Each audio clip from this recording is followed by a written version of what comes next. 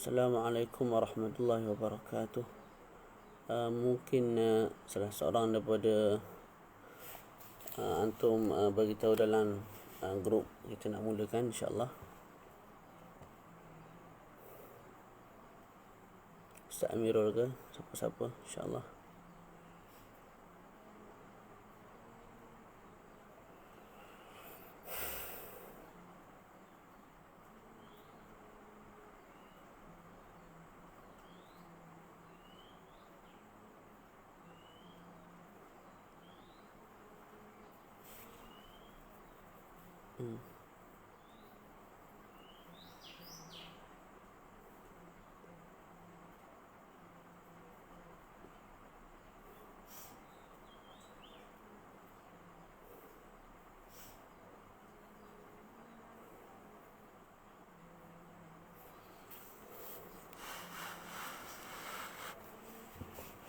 Kita tunggu lagi sebanyak 2, kita mula insya-Allah.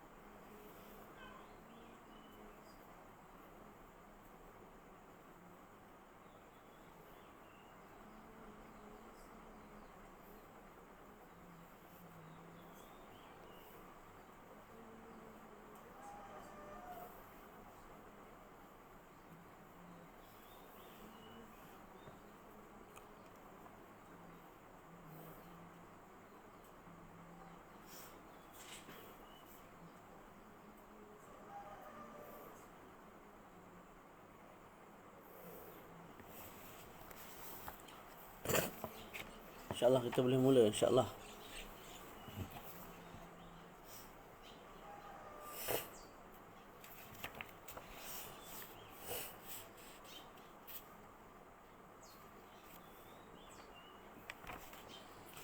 Bismillahirrahmanirrahim. Alhamdulillahi rabbil alamin. Wassalatu wassalamu ala maulana rasulil amin وعلى آله وصحبه أجمعين. قال رب اشرح لي صدري ويسر لي أمري واحلل عقدة من لساني يفقهوا قولي. نويت التعلم والتعليم والتذكر والتذكير والنفع والانتفاع والإفادة والاستفادة والحث على التمسك بكتاب الله وسنة رسوله صلى الله عليه وآله وسلم والدلالة على الهدى ابتغاء مرضاته وثوابه وقربه سبحانه وتعالى. Assalamualaikum warahmatullahi wabarakatuh. Kaifa halukum jami'an?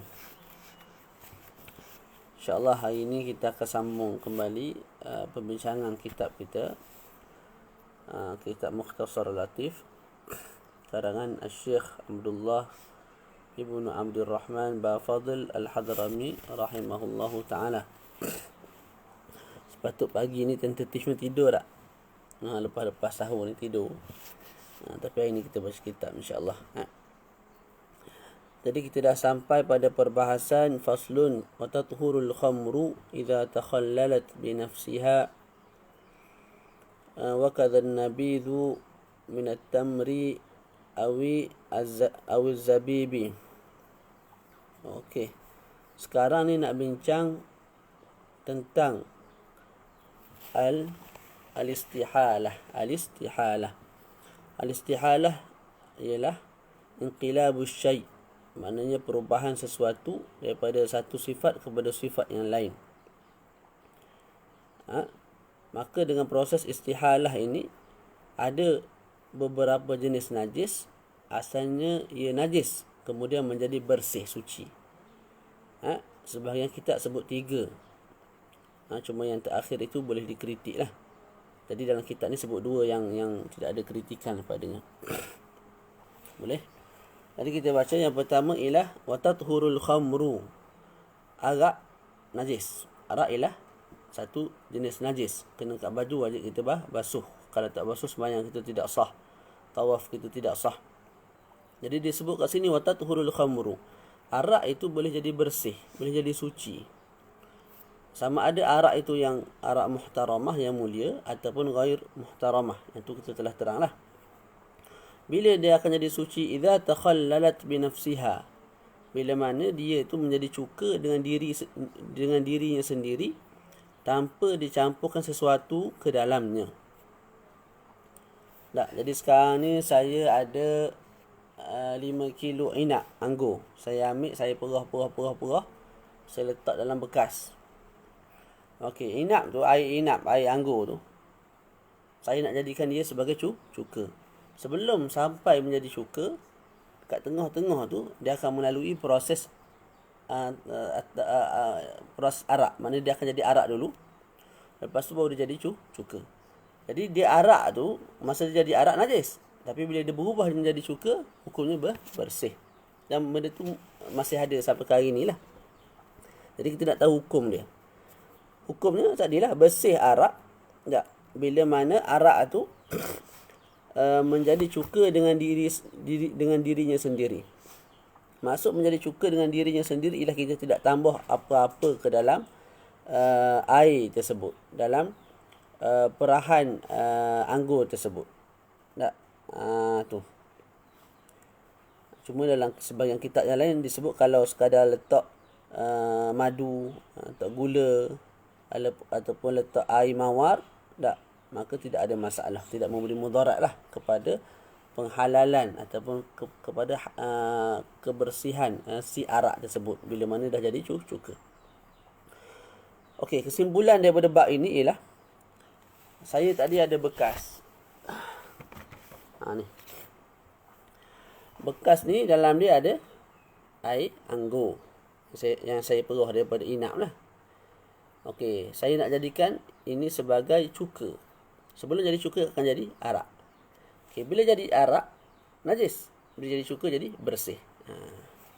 Dia ada syarat dia untuk jadi bersih. Iaitu disebut tidak dimasukkan sesuatu ke dalam benda, dalam bekas ni lah. Okay, kalau kita masukkan sesuatu, maka ada perincian. Ni ialah yang paling penting dalam bab ni. Kalau kita masukkan itu satu perkara yang najis.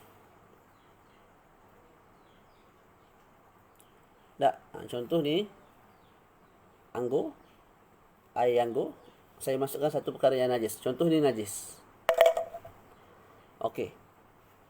Anggur ni bila dia jadi arak, tak. Lepas tu dia jadi cuka, najis ni, tak. Disebabkan saya masukkan najis ke dalam bekas ni, maka bila mana dia jadi cuka, kekal cuka tu bernajis. Maknanya arak tu kekal najis lah. Kekal apa tu? Tidak menjadi suci. Tidak menjadi suci. Sekalipun saya cabut benda ni sebelum menjadi cuka, dan sekalipun bila mana saya cabut daripada ni, tidak terpisah sesuatu pun daripada ni. Maknanya saya cabut betul, tidak terpisah sesuatu pun. Kalau terpisah sesuatu, masa saya cabut lebih-lebih lagi lah dia akan jadi najis. Saya ulang. Yang pertama, benda yang kita masuk ke dalam bekas ni, dalam apa nama tadi? Dalam perahan anggur ini kita masukkan najis. Ini najis. Bila kita masukkan najis, cuka ni, perahan anggur ni, bila dia jadi arak, kemudian dia jadi cuka, dia kekal najis. Maknanya arak tu kekal najis. Tak boleh diminum, tak boleh dimakan, tak boleh. Sekalipun kita cabut najis ini, kita buang najis ini, sebelum dia menjadi cuka. Tak. Jadi proses dia, perahan anggur, arak, cuka. Masa dia jadi arak, saya cabut dah. Kekal najis. Kekal najis. Sekalipun saya cabut itu, saya cabut semua sekali. Tidak terpisah pun juzuk najis ini ke dalam bekas ni. Kekal najis. Kesimpulan dia, kalau masuk najis dalam perahan anggur tu akan terus menjadi najis sampailah ke sudah. Tak, maknanya arak itu tidak akan menjadi suci lah. Tu satu. Kalau kita masukkan benda bersih, ini perincian. Kalau kita masukkan benda bersih, perincian. Padanya ada perincian. Okey, ni benda bersih. Yang ni bekas perahan anggur. Saya masukkan benda bersih. Tak. Ada waktu tidak memberi mudarat kepada kebersihan arak. Maknanya arak tu bila jadi cuka, kita boleh makan cuka tu. Ada kala kekal arak itu bila jadi cuka, kekal dia itu bernajis, tak boleh dimakan. Okey, keadaan pertama iaitu arak bila jadi cuka kita boleh makan. Bila mana kita masukkan benda bersih ialah fa inuzi'at qabla at-takhallul wa lam yanfasu minha syai'. Kita cabut sebelum daripada apa? Sebelum menjadi cuka. Dan bila kita cabut tu tidak terpisah sesuatu pun daripada ni. Jadi ini perahan anggur. Tak. Saya letak satu benda lah. Okey. Lepas perahan anggur, dia lalu satu waktu jadi arak. Okey, ketika dia jadi arak tu, sebelum dia jadi cuka, saya cabut. Bila saya cabut tu tidak terpisah apa-apa pun juzuk daripada benda bersih ni ke dalam bekas ni. Tak. Disebabkan saya cabut sebelum menjadi cuka dan tidak tercabut sesuatu pun, tidak terpotong sesuatu pun daripada benda ni ke dalam ini, maka ni bila mana dia dah jadi cuka kita boleh makan. Boleh? Kalau gugur salah satu syarat tadi, ini akan jadi najis. Tak. Saya letak benda bersih. Tapi saya cabut benda bersih ini selepas ini telah menjadi cuka. Jadi masa dia perahan anggur, saya biarkan lagi. Saya biarkan. Masa dia jadi arak, saya biarkan. Masa jadi cuka, dah jadi cuka dah, baru saya cabut. Ini najis. Jadi sebab dia lah, saya tak nak terang. Ingat kaedah tu dulu. Okey. Ini perahan anggur. Saya masukkan sesuatu yang bersih ni. Lepas tu, dia menjadi arak. Tak. Okey. Sebelum menjadi cuka, saya cabut.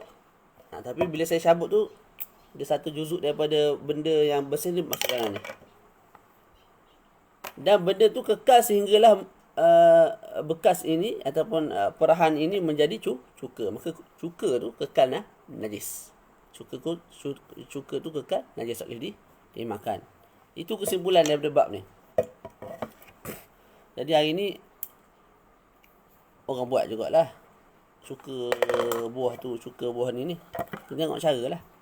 Kalau kena gaya, maka cuka tu bersih. Kalau tak kena gaya, maka cuka tu najis. Okey, Ustaz, kalau berubah arak menjadi cuka disebabkan kita pindahkan. Maknanya bekas ni kalau kita letak dalam rumah, lambat sikit proses nak jadi cuka tu, kita letak kat luar. Tak, disebabkan cahaya matahari sebagai contoh lah. Jadi proses untuk menjadi cuka tu cepat. Dia sebut kekal bersih, tidak ada masalah. Sekadar memindahkan daripada satu tempat ke satu tempat tidak memberi mudarat kepada kebersihan si arak tersebut bila mana jadi cuka lah. Okey.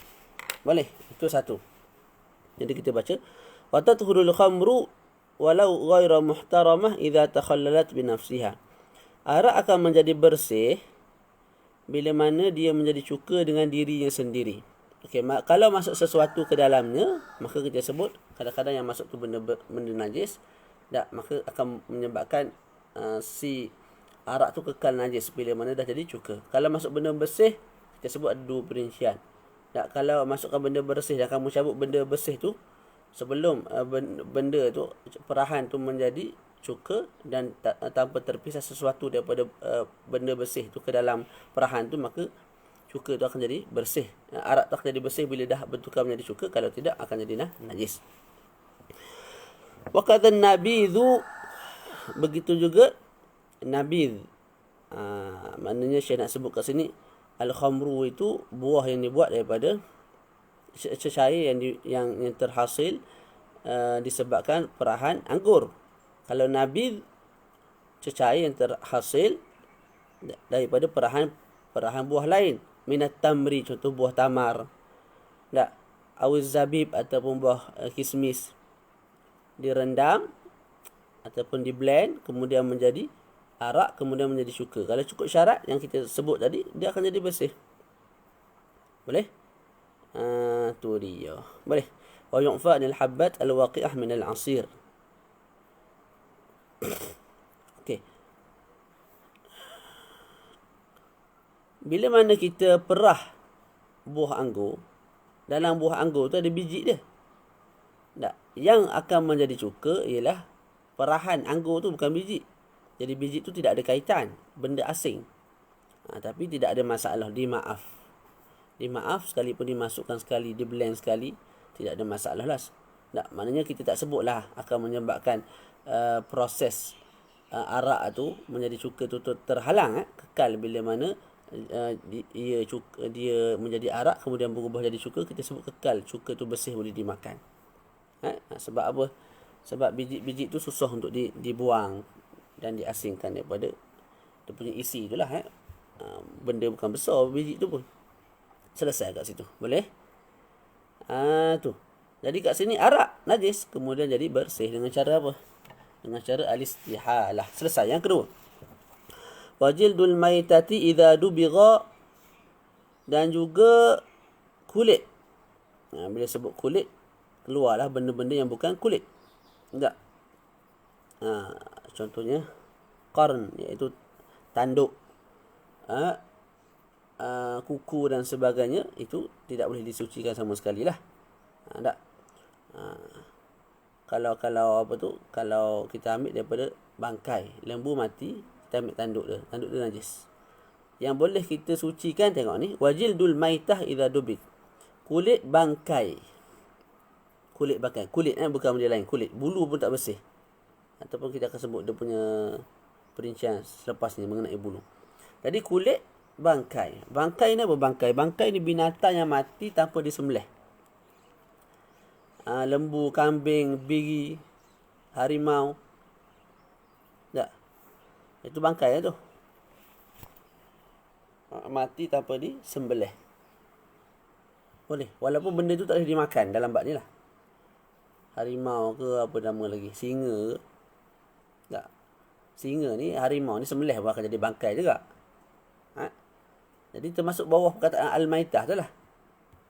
Jadi apa-apa kulit sekalipun, selagi mana binatang tu bukan babi dan anjing. Selagi mana binatang tu bukan babi dan anjing. Kalau babi dengan anjing tidak ada istilah akan dibersihkan, akan menjadi suci dengan cara sama ataupun sertu tak ada. Jadi kulit bangkai, sama ada bangkai itu bangkai binatang yang boleh dimakan asalnya, lembu, kambing ataupun harimau, benda yang tak boleh dimakan. Tak. Dia akan menjadi suci bila disertu. Kita panggil sertu, samuk, ikutlah yang penting faham makna tu. Hadis Nabi sebut ayyuma ihabin dubigha faqat tahur. Mana-mana kulit yang disertukan maka dia akan jadi bersih. Apa makna sertu? Sertu maknanya ialah kita buang segala fadalat. Fadalat ni lebihan-lebihan yang ada pada kulit binatang tersebut. Rimau mati, kita ambil kulit dia tu, kan kulit dia tu ada lemuknya, ada darahnya, ada lendir, macam-macam benda ada lah. Tak. Sertu ni mana kita buang benda tu. Nak buang dengan cara lagu mana? Zaman hari ni mungkin dengan orang panggil benda. Orang panggil benda. Secair apa orang panggil?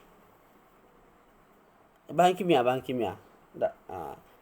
Tu hari ni lah. Zaman dulu dia guna benda yang hirif. Benda yang hirif ni benda yang pedas. Benda yang menyengat. Macam lada gitu. Kalau kita makan kita rasa lain macam. Tak. Benda yang lazak ni benda apa? Lazak. Benda yang kalau kita makan benda manis tak rasa benda tak. Tapi kalau rasa getar gitu, rasa macam tak berapa sedap kat mulut. Gitulah maksud lazak tu. Dia panas ataupun dia menyerang. Tak tahu nak terjemuh. Contoh benda, apa contoh hirif? Benda-benda yang hirif. Tahi burung merpati. Dia jenis cepat menyerang sehingga cepat membersihkan kulit si bangkai tu. Tak. Ataupun qaraz. Qaraz ni buah lah.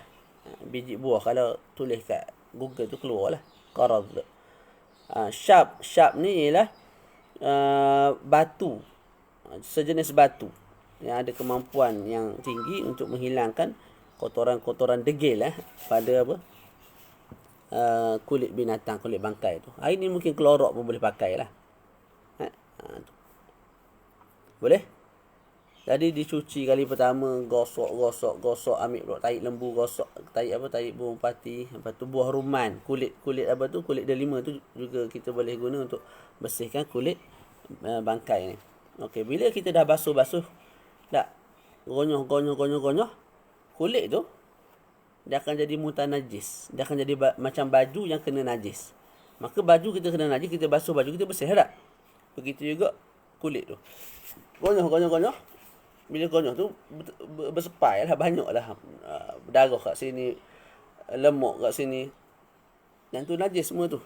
Hatta kulit pun najis. Tak? Maka kita basuh. Bila kita basuh, darah apa semua, lemuk, lendir, tak? Semua tu akan hilang lah daripada kulit tersebut. Okey. Lepas tu kita jemur. Lepas jemur, kita buatlah baju ke kompang ke, ikutlah. Okey. Soalannya, macam mana nak dikatakan kulit tu dah bersih? Dhabit dia ialah, sekira-kira kulit tu bila dah kering, kalau dimasukkan, jangan masukkan sungguh, kalau dimasukkan ke dalam air, dia tidak kembali busuk. Dan dia tidak kembali rosak. Dalam tempoh yang sekejap lah. Sebab kalau kita letak dalam air sebulan, memang busuk. Untuk baju hot molek ni, baju akan jadi busuk. Jadi maksud diletakkan, sekira-kira kalau diletak dalam air tidak menjadi busuk tu dalam satu tempoh yang tidak terlalu lama lah. Dia tidak menjadi busuk. Mana kulit tu tak kembali menjadi busuk. Ketika itu, kulit tu dah bersih. Maknanya kita boleh pakai baju kulit harimau, baju kulit singa, baju kulit lembu kena langgar, baju kulit biri kena sepak terajar dengan orang, contohlah. Tak? Tu. Ustaz, lepas tu kulit kalau binatang boleh dimakan, kulit dia perlu samak tak? Tak payah samak, dah bersih dah. Kita sembelih lembu, kulit dia bersih, boleh makan, boleh buat semayang.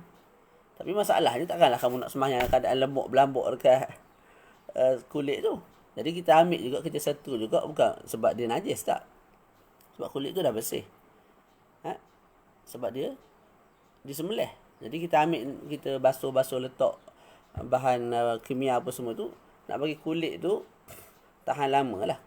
Bukan sebab dia najis, jadi maitah kat sini maksudnya binatang yang boleh dimakan mati, ataupun binatang yang tak boleh dimakan mati. Babi dengan anjing tidak termasuk lah. Okey, bila kita dah bersih tu, maka zahir dan batin bersih. Zahir ni kat luar ni, boleh kita sentuh. Batin ni kulit, contoh ni kulit. Tak? Ini zahir yang boleh kita sentuh ni. Batin yang duduk tengah tu, tempat yang tak boleh kita nak sentuh. Tu batin. Dua-dua tu bersih. Lepas tu dia punya bulu. Bulu. Bulunya khilaf. Kalau sedikit, jadi kita basuh mesti ada bulu sikit-sikit tak? Dan binatang tu berbulu, nak hilangkan seluruh bulu tu susah.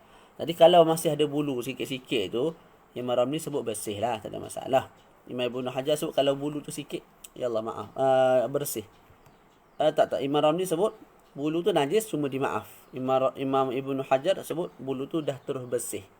Beza Imam Ramli sebut najis lagi tu, bulu yang sikit tu, yang berbaki pada kulit tu. Tu. Tak. Cumanya dimaaf. Najis tapi dimaaf. Tapi kalau Imam Ibn Hajar sebut bila mana kulit dah bersih, bulu yang sedikit juga bersih, mengikut si kulit. Jadi beza. Imam Ramli sebut kulit bersih. Tak. Tapi bulu tak boleh dibersihkan dengan samak. Jadi bulu itu najis, cuma dimaaf kalau sedikit. Gitu. Boleh, itu sertu selesai. Mana tadi?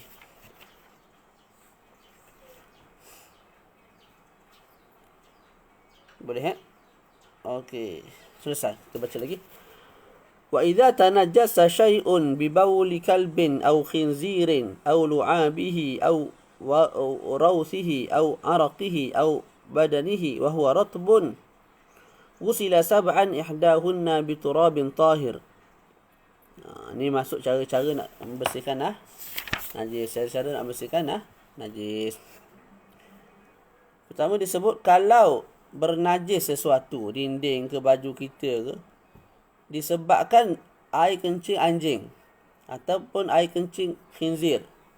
Dalam syarah tu disebut ataupun air kencing anak kepada babi dan anjing. Kalau lah dua orang tu berkahwin, anjing dengan babi kahwin, keluar anak.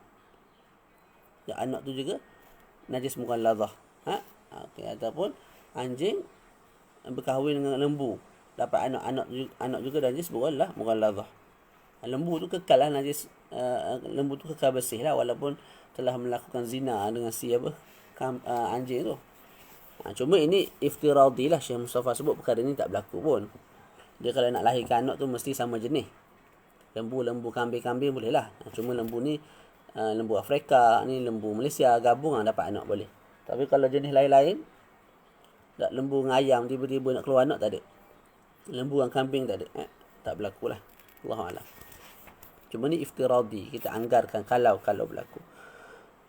Kita takdirkan kalau berlaku. Wa idza tanajjasa syai'un, bila mana bernajisnya sesuatu disebabkan kencing babi, kencing anjing, au lu'abihi, ataupun air liur anjing babi tak, dan juga adik-beradik kepada anjing dan babi ni anak beranak dia, au rausihi, tahi dia, au araqihi, peluh dia, au badanhi, badan dia, ikutlah semua juzuk daripada anjing dan babi itu najis mughalladhah. Kalau kena badan kita, wa huwa ratbun, sedangkan dia tu basah. Dia tu basah. Dia tu basah maknanya anjing dan babi tu basah. Ataupun kita yang basah, dia kering, tak ada masalah. Sama ada dia basah ataupun kita basah. Yang penting mesti salah satu tu basah sekurang-kurangnya. Boleh ada pemindahan najis. Jadi kita basah, kita sentuh dia, najis tangan kita. Dia basah, kita sentuh dia, najis tangan kita. Dia kering, kita kering. Kalau kering sungguh lah, kita tak bernajis. Sebab apa? Sebab tidak ada tawassut rutubah. Sebab tidak ada basah. Mesti ada basah walaupun sikit, supaya najis tu berpindah. Jadi kering, dia tidak akan memindahkan najis. Sebab tu disebut wahwa ratbun. Maka dibasuh ghusila sab'an, dibasuh 7 kali, ihdahunna bi turabin tahir. Salah satu daripada 7 tu mesti dengan air tanah yang bersih. Air tanah yang bersih. Maknanya mesti guna tanah yang tahur, yang bersih. Tidak digunakan tanah yang musta'mal ataupun tanah yang bernajis. Tak, jadi kita basuh 7 kali. Contoh dinding dia kena najis. Tak, 6 kali dengan air bersih. Air kosong lah, air mutlak. Sekali dengan air tanah. Air tanah tu, tanah yang kita gunakan untuk keruhkan air tu mesti tanah yang bersih, bukan musta'mal, dan juga bukan yang bernajis. Okey. Dalilnya ialah tuhuru ina'i ahadikum idza balagha fihi al-kalbu an yaghsilahu sab'an ihdahunna bi turab.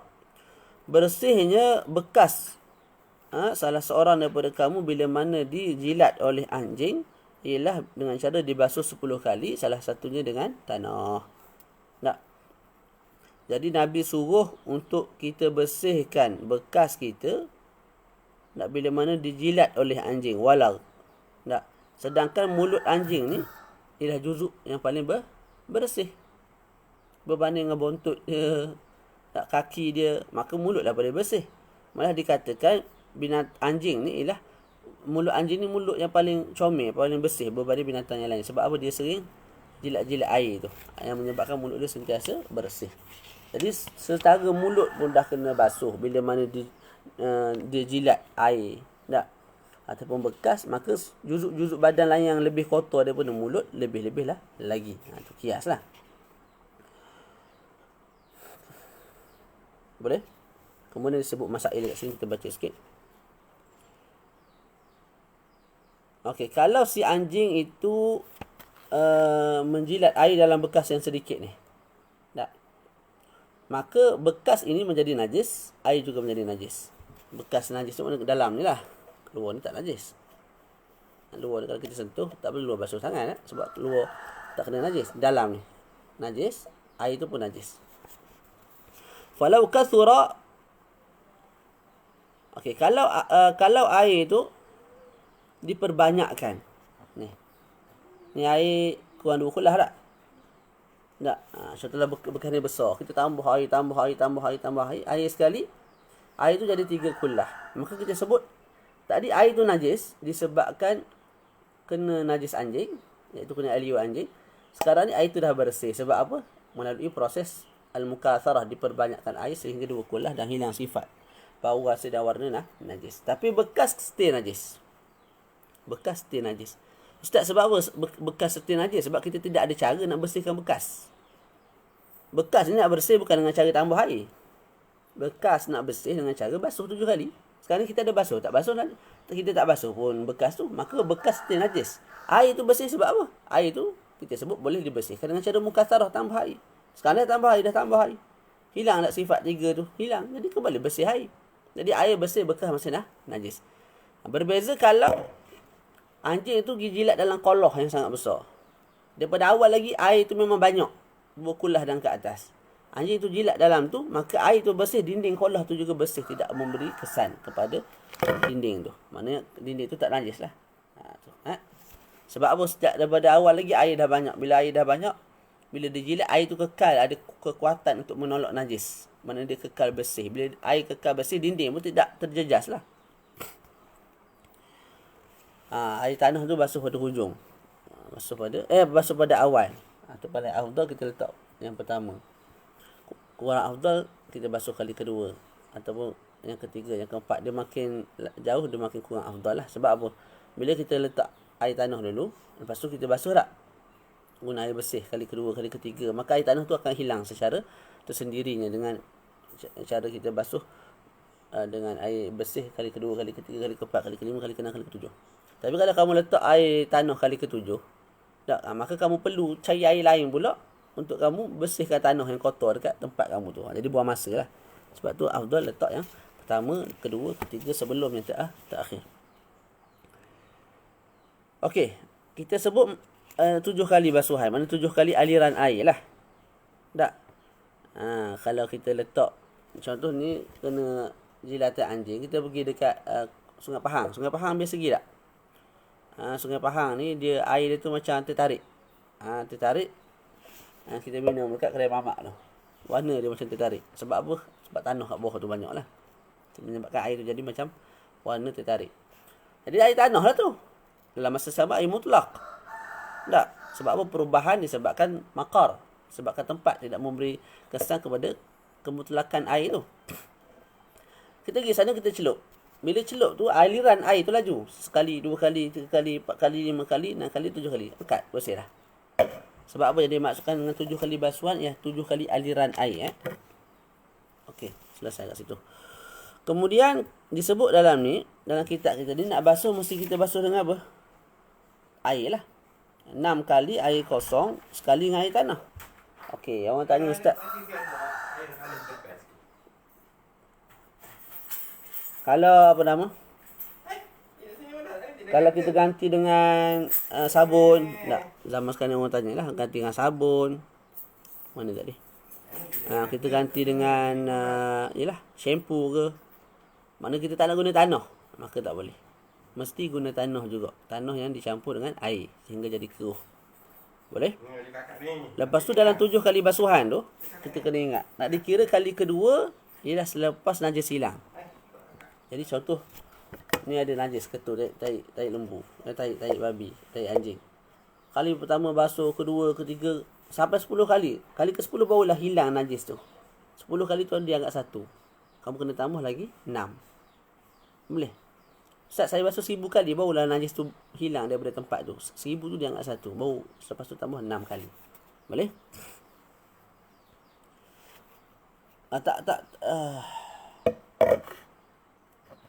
Liter air tak ditentukan, Ustaz Amirul. Liter air tak ditentukan. Yang penting mengalir air kat tempat najis tu. Cara dia lah kita buang najis tu dulu. Cara yang paling molek, najis tu kita buang dulu. Kita pegang lah dengan kain ke apa semua. Lepas kita buang najis tu, air najis, zat najis tu, barulah bila dah tinggal kesan najis, barulah kita tu dengan air. Tu. Kalau air tu masih ada, maka kali pertama, kali kedua, kali ketiga, kali ke-10 barulah hilang air. 10 tu baru dia anggap sekali. Kena tambah lagi 6 kali basuhan. Okey, Ustaz, kalau anjing tu kita buat memburu, maka dia pun gigit binatang buruan kita. Tempat yang digigit oleh binatang buruan juga najis mughalladhah, kena basuh dengan cara yang samalah. Okey, lepas tu air yang kita nak buat basuh tu, air tanah tu mesti keruh. Mesti keruh. Sekira-kira kita panggil dia air tanah. Tu. Selesai kat situ. Tak ada benda dah. Okey, selesai.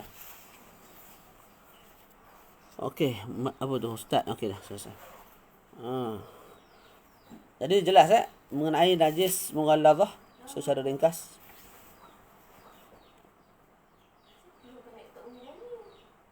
Tak ada.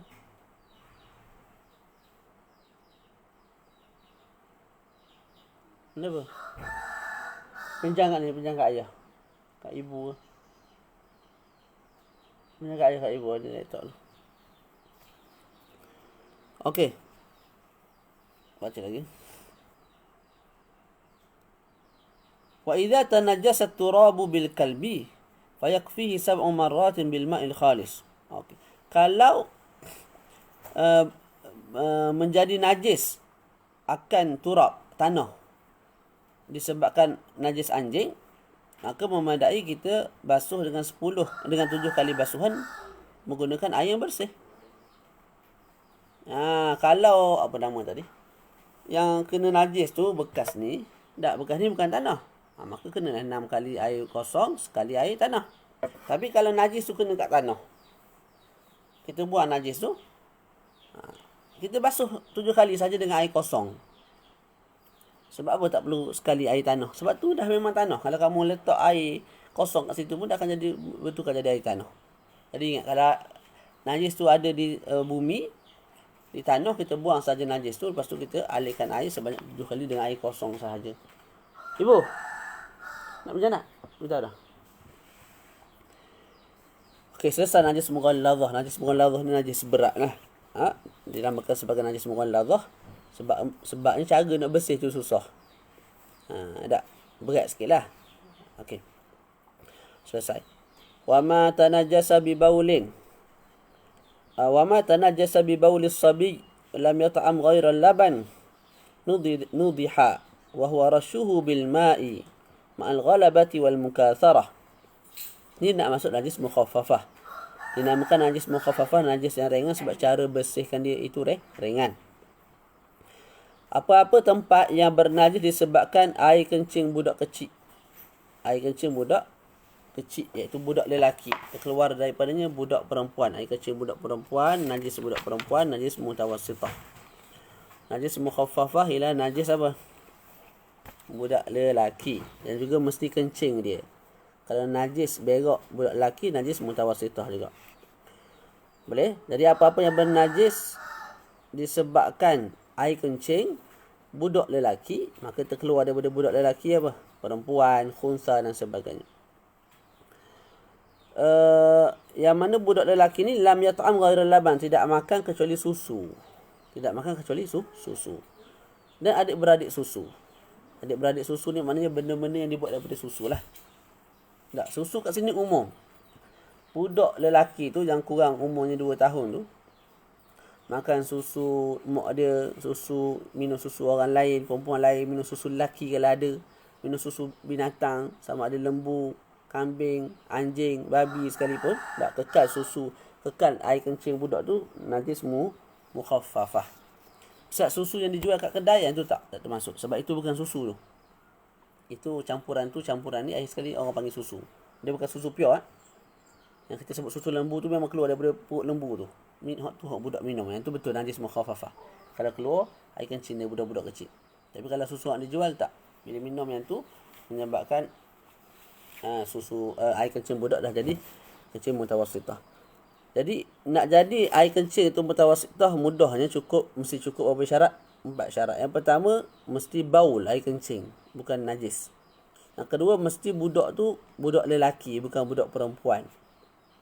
Yang ketiga, budak lelaki tu tak sampai lagi umur 2 tahun. Kalau dah sampai umur 2 tahun, tak mengikut bulan Islam, maka najis air kencingnya bertukar mutawassithah. Ustaz syak. Dah sampai umur 2 tahun ataupun tak, khilaf. Sebahagian kata najis dah jadi mutawassithah, sebahagian kata tak menjadi mutawassithah lagi. Yang kata dah jadi najis mutawassithah disebabkan apa? Disebabkan sekarang ni kamu hanya perlu hanya perlu renjis pada tempat najis itu merupakan satu keringanan, rukhsah. Dan rukhsah ini tak boleh diambil kecuali dengan yakin.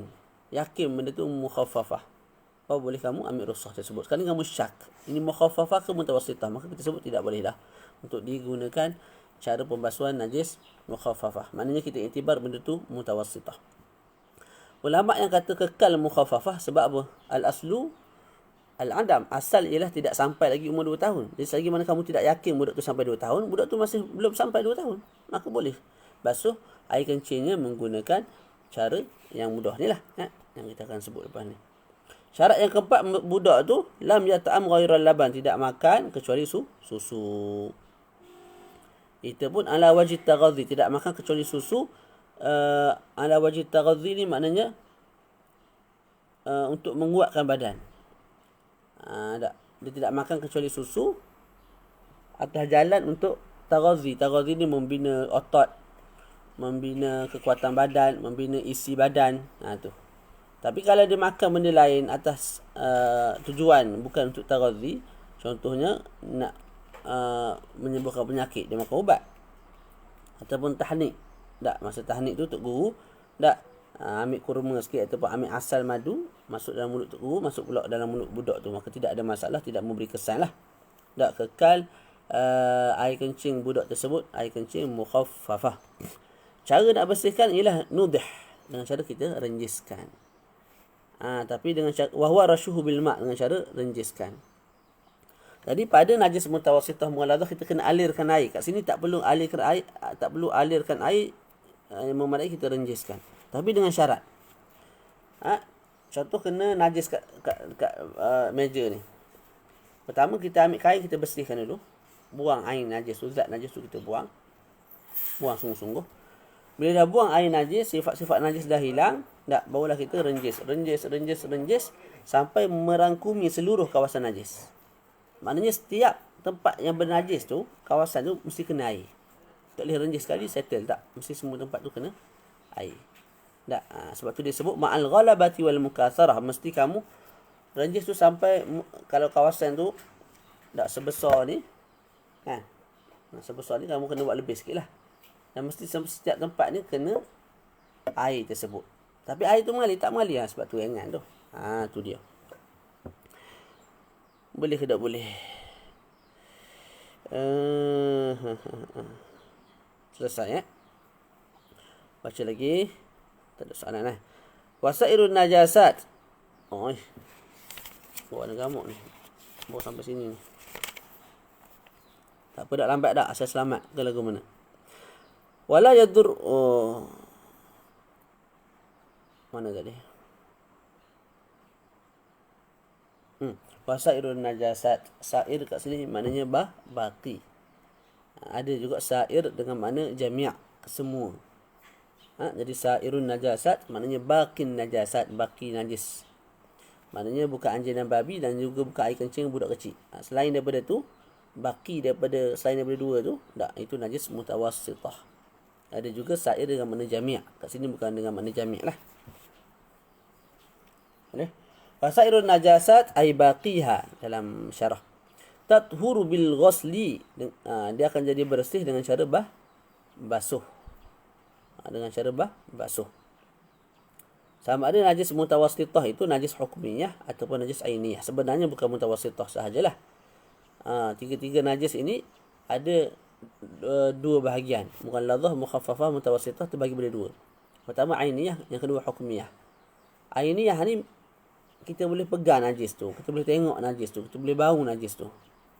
Hukmiyah ni, anak saya kencing kat dinding ni, lepas tu kita tinggal sebulan. Bila tinggal sebulan tak sentuh apa, akhir sekali bila datang kat dinding ni, bau dah hilang, warna dah hilang, rasa dah hilang belaka dah. Tapi dinding masih bernajis lah, sebab dalam mazhab Syafi'i mesti basuh dengan air. Kamu pernah basuh? Tak pernah basuh, jadi kekal najis. Tapi sifat najis semua dah hilang dah. Itu najis hukmiyah. Ada. Jadi semua najis mughalladhah, mukhaffafah, mutawassithah, ada najis hukmiyah dan juga ainiyah. Okey, kita baca, tak ada masalah. Tathurul wasairun najasati tathuru bil ghusli. Semua najis, iaitu baki najis yang lain akan bersih dengan cara kita basuh Idza zala ta'muha wa launuha wa rihuha. Kita basuh sehingga hilang dah dia punya ta'am, rasa. Dan juga warna najis. Dan juga rih, bau najis. Yang sunatlah kita apa?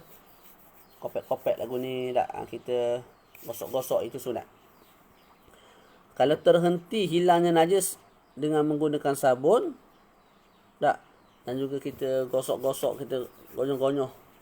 Tak, ketika itu wajib kita gonyoh, wajib kita guna sabun. Wala yadurru baqa'u launin aw rihin asura zawalu. Tidak memberi mudarat kalau kekalnya warna sahaja, atau sebab tu disebut atau bau sahaja, sekalipun daripada najis mughalladhah. Boleh?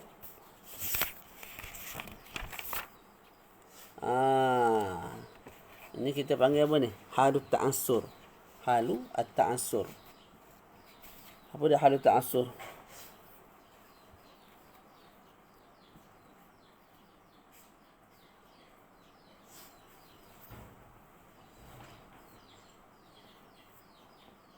Halut ta'assur ialah najis, ada najis, kita basuh sekali tak hilang, basuh 2 kali tak hilang, basuh 3 kali pun tak hilang, walaupun dengan bantuan sabun dan kita gonyoh-gonyoh tak hilang. Itu halut ta'assur, maknanya hal keadaan susah. Hal susah untuk dibuang najis. Tadi ada najis, kita basuh sekali, 2 kali, 3 kali dengan gonyohnya, dengan sabunnya, tak hilang-hilang. Sama ada bau ataupun rasa ataupun warna, tak hilang. Okey, bila dah sampai pada tahap halut ta'assur, maka ada perincian dia. Dalam kitab ini sebut kalau wala yadurru baqa'u launin, kalau yang kekal itu warna sahaja, warna darah. Kena kat baju putih ataupun kena kat kopiah putih ni. Kita gonyoh 3 kali gonyoh dah. Puas gonyoh. Dengan sabun lagi, dengan klorok, tak hilang-hilang. Dimaaf. Walaupun masih ada warna. Ataupun rih, member jenis makan petai, jenis makan benda-benda yang berbau lagu tu. Tak. Lepas tu berak. Lepas berak tu basuh punggung kali pertama, kali kedua, kali ketiga dengan sabun, gonyoh lagi. Tak hilang-hilang juga bau, dimaaf. Dimaaf, maknanya bau kat tangan tu dimaaf lah. Sekalipun daripada najis mughalladhah.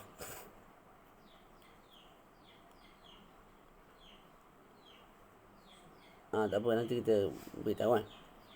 Kita sebut dalam ni. Okey. Boleh? Itu mana asura zawalu. Boleh?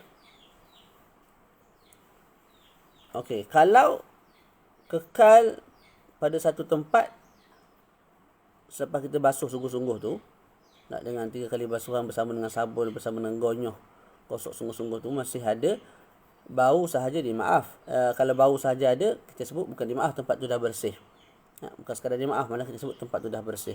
Ataupun yang berbaki tu warna sahaja, kita sebut tempat tu dah bersih. Tapi kalau berbaki warna dan bau pada satu tempat yang sama, tak, kita sebut tempat tu masih bernajis. Ataupun yang berbaki rasa sahaja, kita sebut tempat tu masih bernajis. Dan kita kena tambah lagi basuhan kita kali keempat, kali kelima, sehinggalah hilang. Basuh tu kena dengan sabun jugalah, dan gonyoh-gonyoh. Tu boleh. Dia selepas basuh 3 kali tak hilang-hilang, kita sebut halut ta'assur. Halut ta'assur ni kalau warna saja dah jadi bersih dah tempat tu. Kalau berbaki tu bau saja, dah bersih dah tempat tu. Kalau berbaki warna dan bau pada satu tempat, masih najis tempat tu. Kalau rasa sahaja yang ada juga masih bernajis. Dan hukum ni kita kena tambah basuhan kali keempat, kali kelima, sehinggalah hilang betul. Tapi dengan mesti juga kita gunakan bantuan sabun dan gonyoh dan benda-benda lain lah. Okey, kalau pakar bab najis sebut, ni najis tak boleh hilang ustaz. Awak basuh lagu mana ustaz? 100 kali pun tak hilang najis ni. Maknanya bau dan warna tu tak hilang, pakai cerah tak hilang. Tak? Okey. Nak hilang boleh, ustaz ambil gunting, ustaz gunting bahagian tu, ustaz buang. Hilang. Ketika itu kita dah sampai pada halut ta'adzur. Hal ta'adzur. Hal qu'udzuran. Maka bila sampai kepada hal qu'udzuran, kita sebut tempat tu. Sampai kamu basuh banyak kali sampai tak boleh hilang. Pakai bab najis sebut tak boleh hilang-hilang, kecuali dengan potong, dengan buang tempat tu. Tak, ketika itu kita sebut tempat tu dimaaf oleh syarak. Dia tak bersih, dia dimaaf oleh syarak. Sembahyang dengan bawa benda tu dimaaf, sembahyang sah. Okey, kalau bila kita sebut dimaaf, maka kalaulah ada selepas tu produk yang boleh menghilangkan najis yang ada tu, kita wajib beli produk tu dan basuh tempat tu. Boleh? Tu. Itu perincian ni lah. Tak ada masalah, baca lagi. Wala yadurru baqa'u launin aw rihin asura zawaluh. Okey, baca. Wala yathuru al-ma'i'u idza tanajjas. Itu tidak akan menjadi bersih al-ma' cecair bila mana menjadi najis. Sebab apa? Baginda Nabi pernah ditanya tentang seekor alaihi salatu wasalam, tentang apa? Seekor apa? Fa'arah. Fa'arah ni tikus. Tikus yang masuk dalam keju. Maka Nabi pun jawab, kalau keju tu mengalir, maknanya masih belum beku, maka kamu buang semua sekali tu. Walaupun keju tu banyak, 3 kullah keju kena buang semua sekali.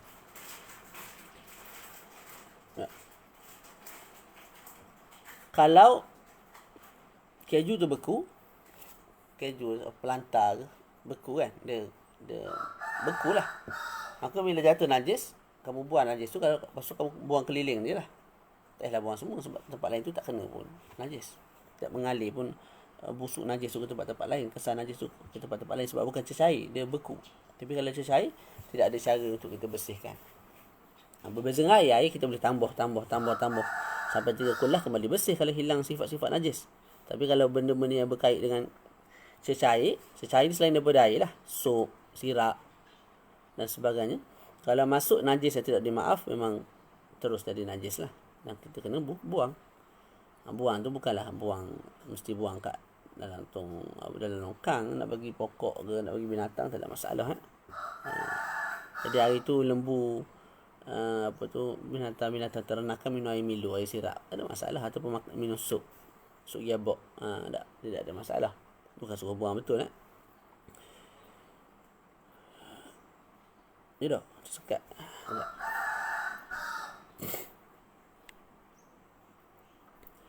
Keju kita ulang balik. Keju ni ada yang bersih. Keju ni ada yang cair, ada yang beku. Tak.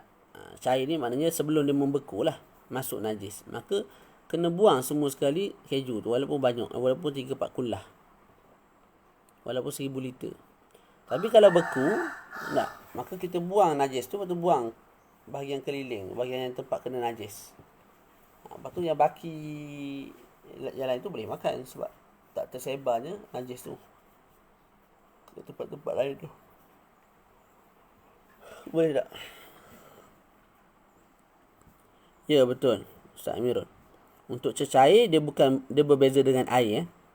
Cecair ni selain daripada air, walaupun lebih 2 kullah, kalau najis yang masuk tu najis yang tidak dimaaf oleh syarak, maka kena buang semua sekali.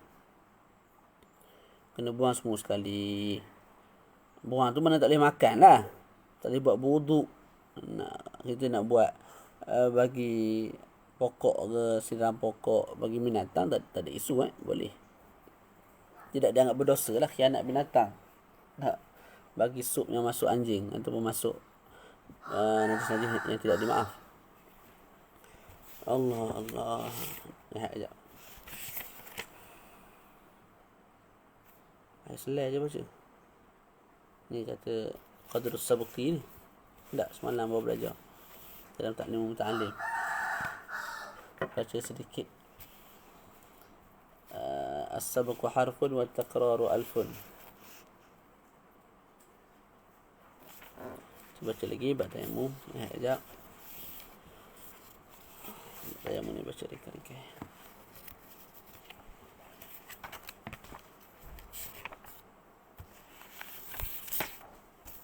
Okey, bismillahirrahmanirrahim.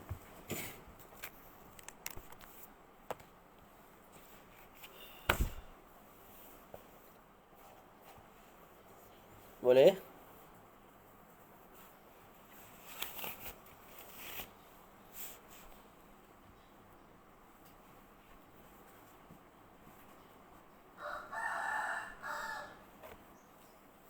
Boleh, kita baca lagi.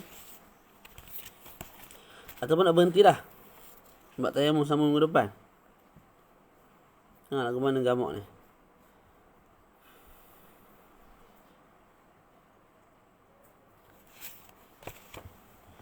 Macam mana?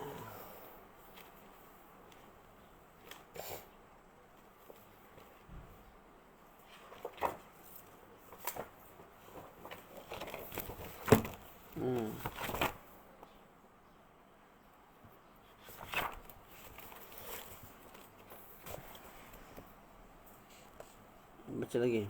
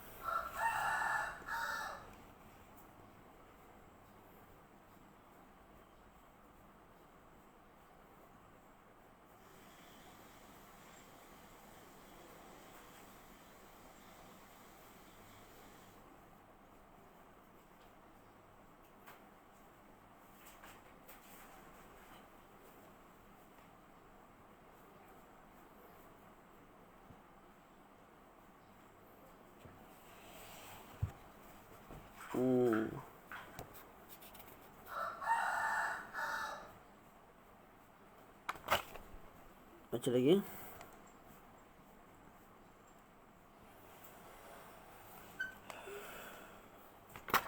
Ya. Ustaz, macam mana pula kalau masukkan najis dalam nasi yang sedang berwak? Nasi yang sedang berwak.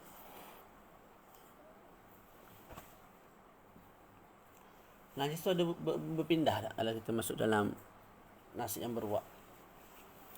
Asalnya Allah SWT Muhammad. Sekejap.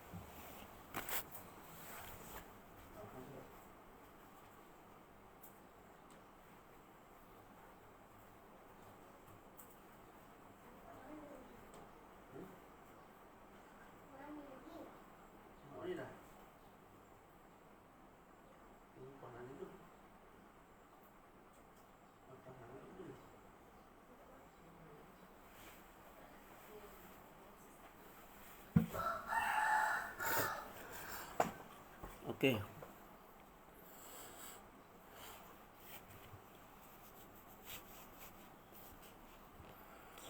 Kalau pegang pada plastik tak perlu samak lah. Dia bila berlaku macam ni, kita biasanya akan rasa syak lah. Takut-takut kulit luar, bahagian luar tu pun dah kena najis anjing dan babi tu. Dan syak itu tidak menyebabkan najis. Kita kekal ambil hukum asal bersih. Kalau masuk najis dalam nasi yang berwak,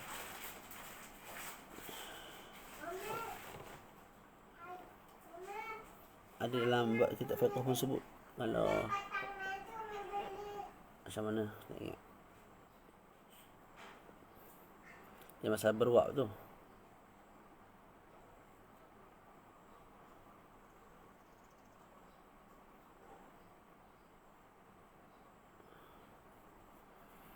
Wallahu alam. Mungkin disebabkan wak tu najis berpindah sampai ke atas, tapi bahagian bawah nasi tu, bahagian tak kena najis tu rasanya kekal bersih lah. Sebab dia beku dia beku. Dia tak mengalir ke bawah. Allah alam lah. Kadang-kadang sebab berwak tu dia akan jadi panas, menyebabkan keluar juga daripada najis tu cecair-cecair yang akan mengalir ke dasar beras tu. Tak boleh jadi ihtiyat buang lah nasi tu. Allah alam. Kita baca sikit lagi tak? Letih dah sebenarnya ni.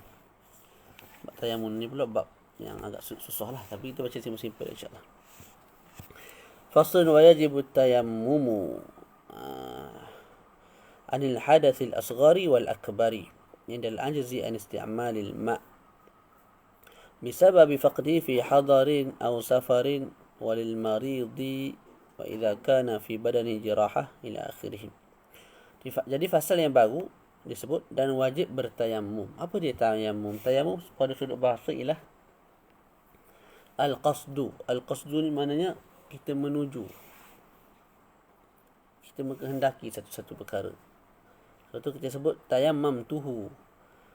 Aku menuju kepada dia, aku menghendaki dia. Itu pada sudut bahasa. Pada sudut syarak, mashul wajhi wal yadaini biturabi ala wajhil makhsus.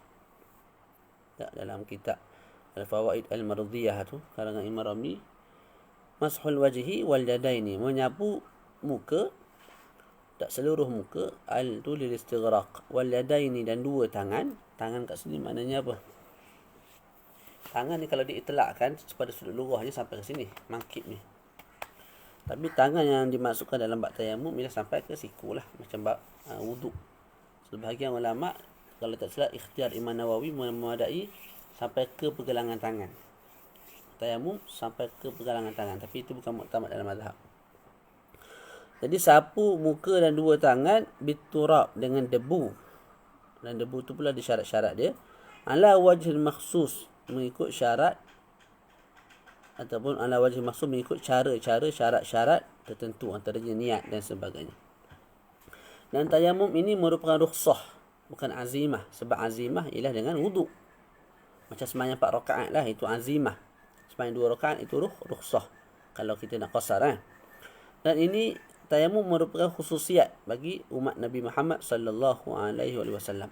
Kita baca wajib bertayammum anil hadatsil asghar wal akbar. Wajib bertayamum daripada hadas kecil dan hadas besar. Dan tayamum ni taharah yang dhaifah, taharah yang lemah. Dia tak seperti wuduk. Tayamum hanya untuk mengharuskan sembahyang, dia tidak boleh mengangkat hadas.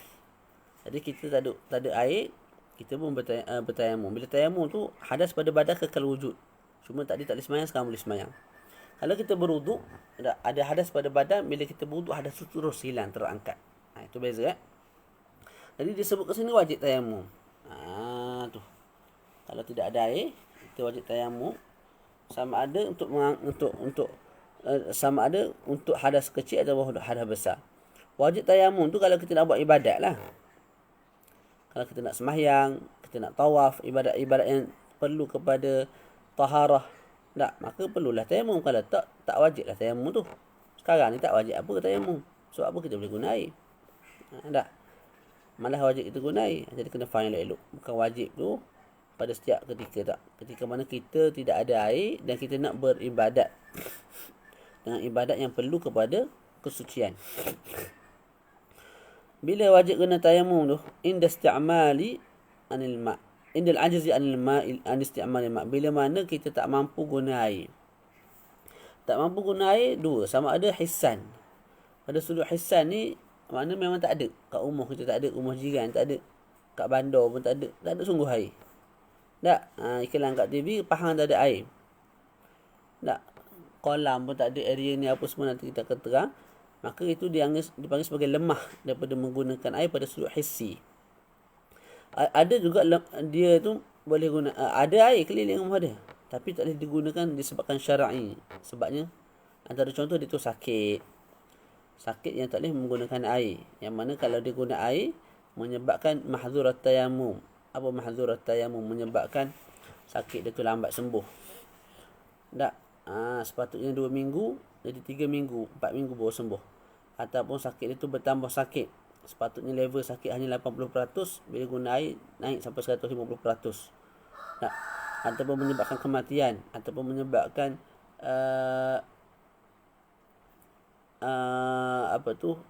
meninggalkan kesan buruk pada anggota yang zahir. Contoh macam muka dia putih, kalau guna air jadi hitam. Mukanya hitam, kalau guna air jadi putih.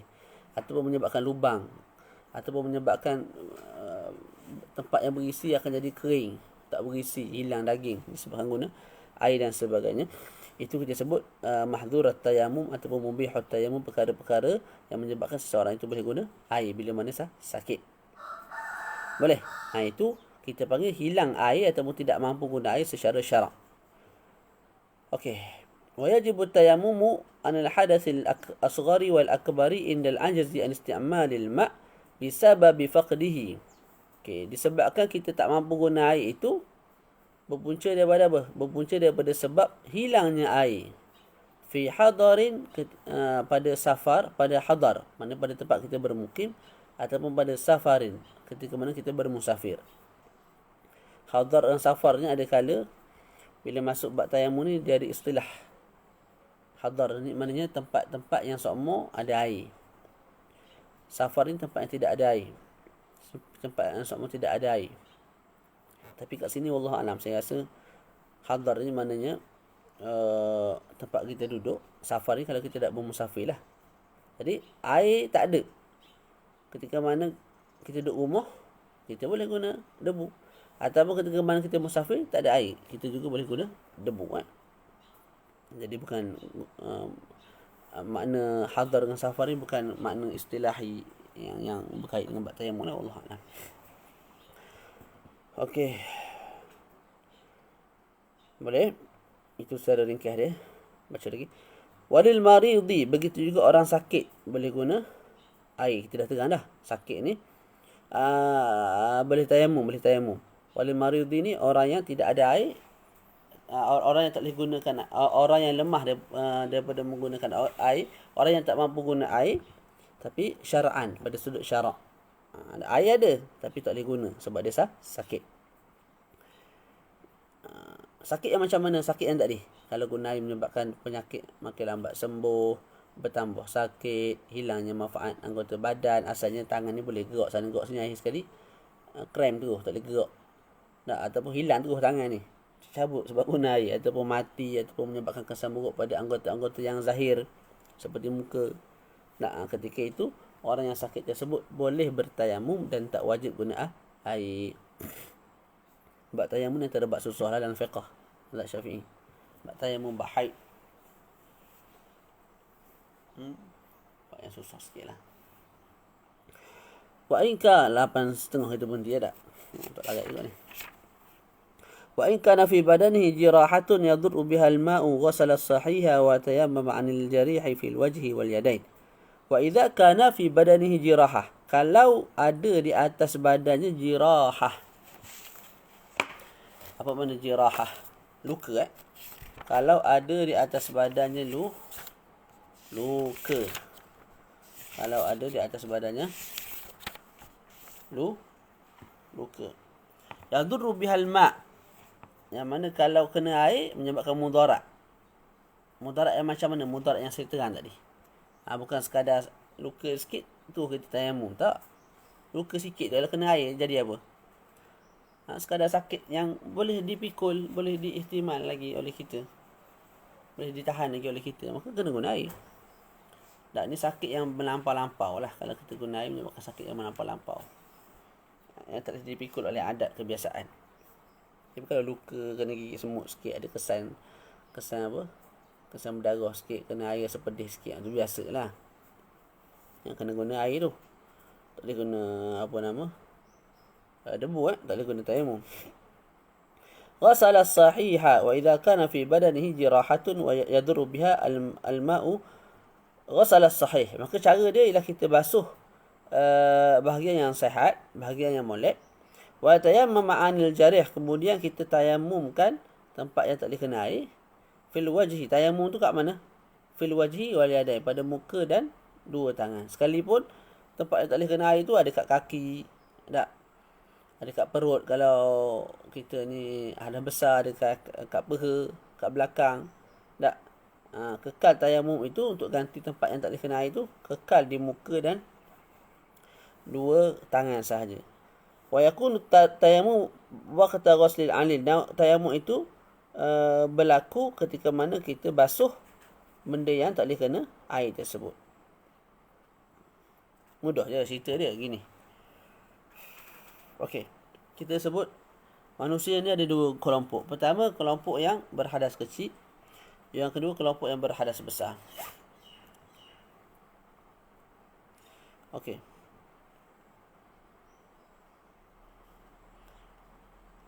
Kelompok yang berhadas kecil ni, dia ada luka. Ada luka.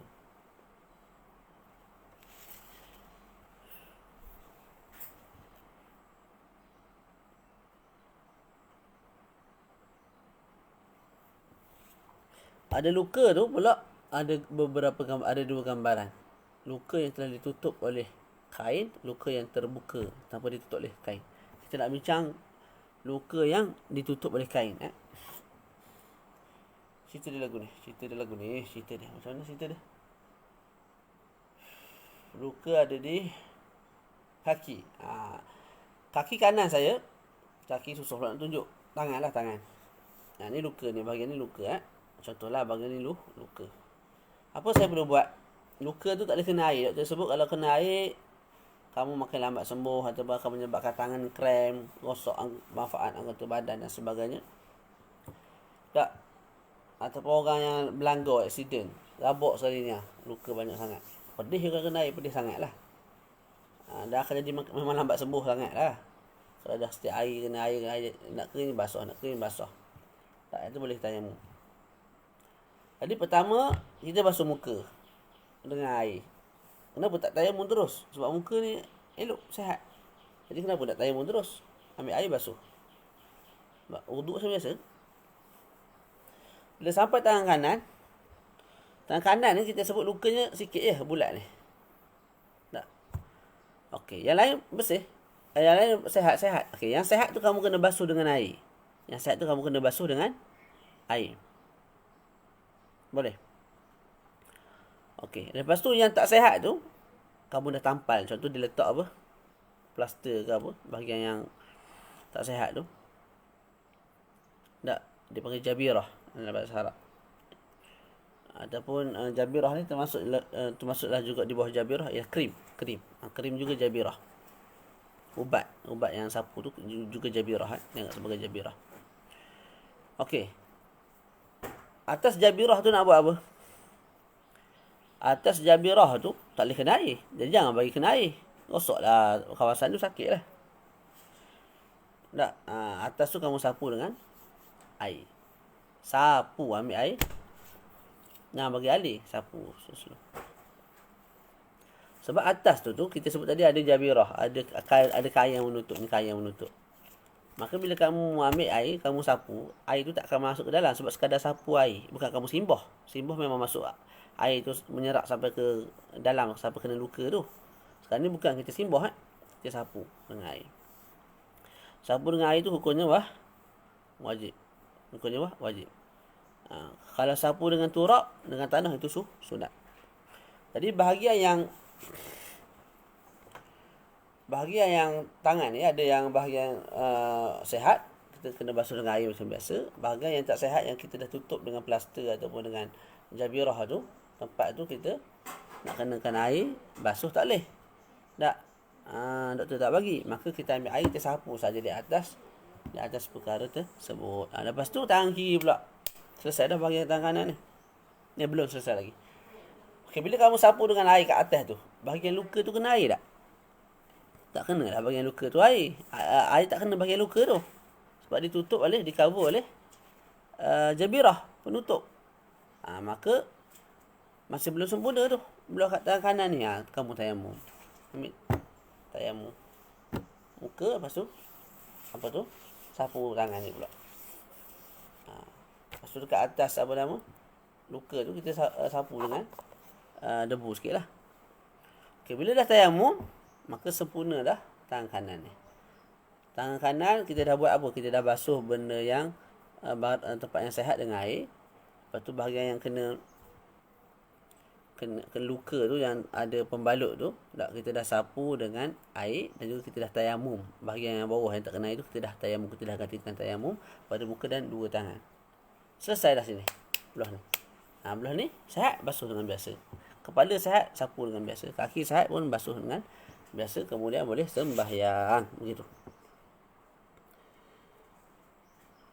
Wa yakunu tayamum, dan tayamum tu disebut dalam matan tu waqta ghusl alil. Kamu nak tayamum bila ketika mana kamu basuh luka ni. Jadi lepas kamu basuh tangan ni, tempat tu yang tak boleh kena air tu kamu tayamum.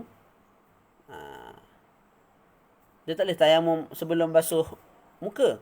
Tak basuh muka lagi, tayamum dulu. Sebab apa? Tayamum ganti tempat ni yang tak boleh kena air. Tak boleh. Ataupun lepas habis semua benda, lepas basuh kaki, baru kita tayamum kat sini. Tak boleh. Sebab apa? Kena ada tertib. Dalam wuduk ni kena ada tertib. Jadi bila mana kamu belum buat pada satu tangan tu, basuh benda sehat, sapu jabirah tu dengan air, lepas tu kamu tayamumkan dia, Tak, iaitu basuh sapu muka dan tangan. Ni belum sempurna lagi. Belum sempurna ni kamu dah pindah ke sini. Itu orang panggil tidak ada tertib. Boleh? Jadi kalau kamu tayamum pada akhir, lepas basuh kaki baru kamu tayamum, seolah-olah kamu berwuduk macam ni. Kamu basuh muka kamu. Tak. Lepas tu kamu terus pindah kepada tangan kiri. Tangan kanan tak basuh, tak sempurna lagi. Kepala, tangan kanan, lepas tu kaki. Akhir sekali kamu sempurnakan tangan. Boleh? Tayamum wuduk lagu tu, tak boleh? Tak. Tu. Jadi kena raikan tertib. Berbeza kalau mandi wajib. Mandi wajib kita nak tayamum dulu. Tak ada masalah. Kita nak tayamum dulu, ganti tempat tak boleh kena air. Kat peha ke kat mana. Ataupun kita nak mandi dulu dengan air. Kat tempat tak boleh kena air tu, last sekali kita baru kita tayamum. Juga tidak ada masalah. Sebab tidak ada tertib dalam bab mandi wajib. Tapi pada wuduk ada tertib, kena ikutlah tertib tu. Okey, baca lagi. Wa yajibu mashu al-jabirah bil ma'. Wajib, tu Syekh pun sebut. Wajib sapu jabirah. Wajib sapu jabirah.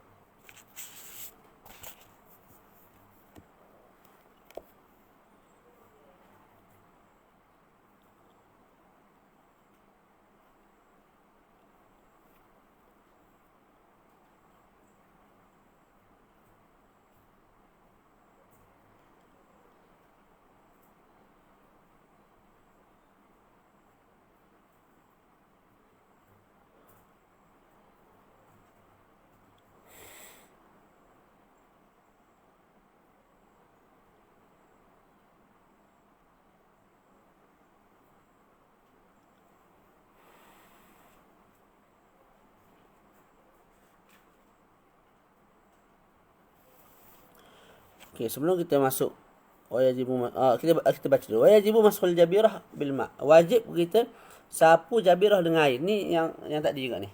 Gambar macam tadi juga. Yang ada jabirah, yang ada penampal, pembalut. Tak, maka pembalut tu kita kena sapu, bukan basuh, sapu dengan air di atasnya. Sapu keseluruhan jabirah tu. Tu dia. Boleh? Satu lagi tinggal. Kita habiskan dulu. Idza lam yumkin ikhrajuha. Wajib kita sapu jabirah tu dengan air kalau kita tak boleh nak buang lah jabirah tu. Kalau doktor sebut jabirah tu, pembalut tu, kalau awak nak buang lah, nak basuh bawah tu dengan air, tak ada masalah apa. Waktu tu wajib kita buang jabirah tu, wajib kita basuh dengan air ni, tempat luka tu. Boleh? Kalau tak boleh, doktor tak bagi, tak, sebab akan menyebabkan sekian bulan, perkaranya, maka kita sapu atas tu wajib sapu. Okey, satu gambaran lagi yang boleh jadi kita tertanya-tanya apa dia. Ustaz, tak ada jabirah. Luka tempat tadi. Allah, sekejap.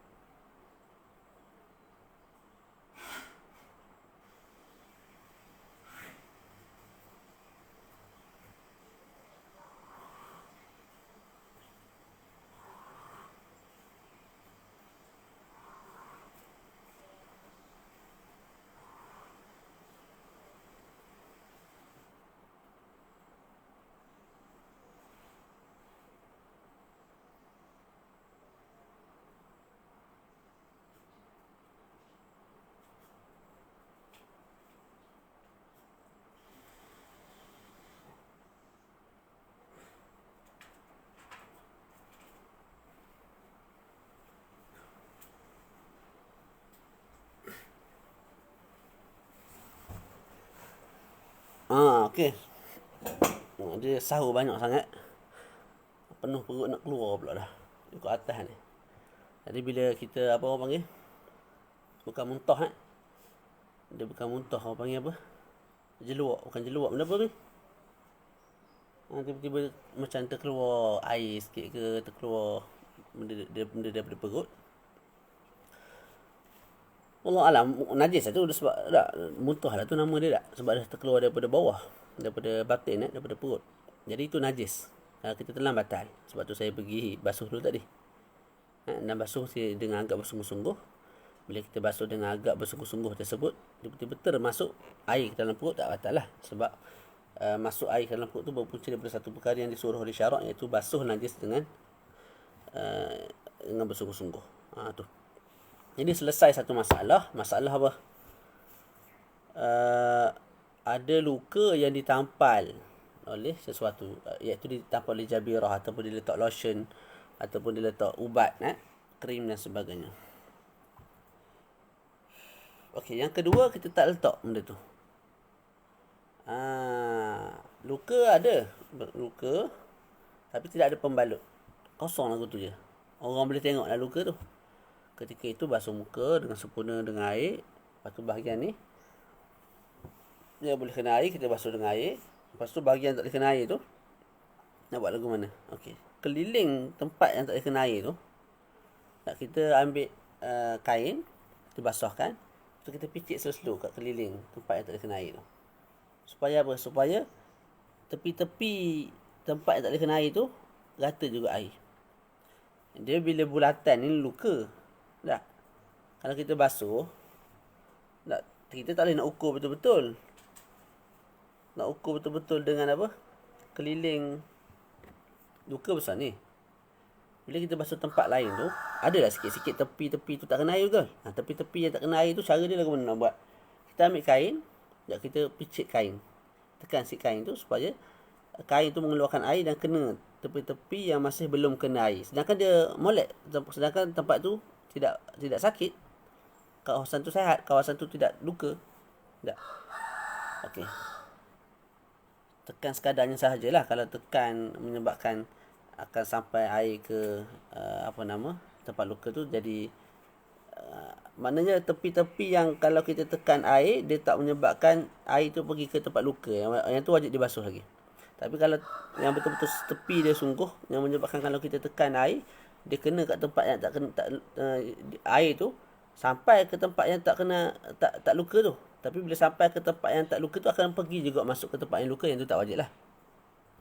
Okey, lepas tu dah selesai begitu, bahagian ni kita tak basuh air sebab tak boleh kena air, yang kita tayamum.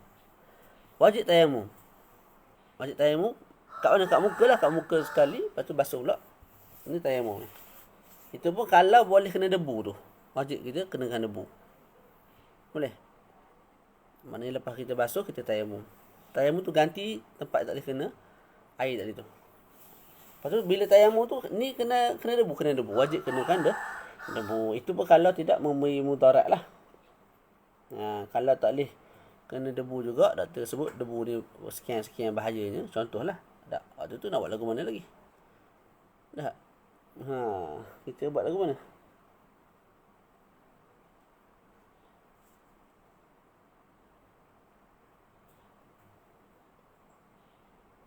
Kalau lagu tu tawakkal Allah lah. Tak payah sapu yang debu lah bahagian tu. Bahagian sapu yang debu. Tak.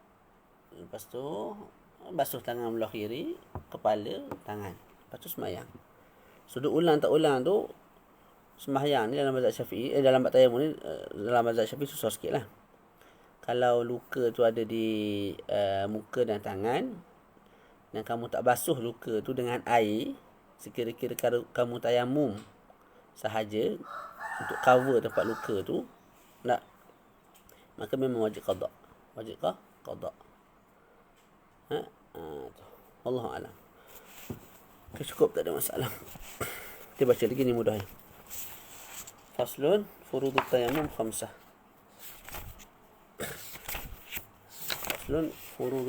khamsah. Pasal baru yang menceritakan tentang fardu tayamum. Fardu tayamum maknanya rukun tayamum. Yang pertama ialah al-awwalu naqlut turab. Kita pindahkan turab. Pindahkan turab. Boleh? Jadi mesti ada proses memindahkan debu. Di tangan kita ambil. Itu kita letak kat muka. Jadi telah kita pindahkan daripada bawah ke muka. Ataupun debu ada kat perut kita tekak kat perut kita pindahkan ke muka. Tak. Ataupun muka kita memang dah berdebu dah. Disebabkan apa? Disebabkan kita main tepi-tepi jalan yang banyak debu, air penuh debu kat muka. Lepas tu kita pula memang nak bertayamum. Kita ambil debu.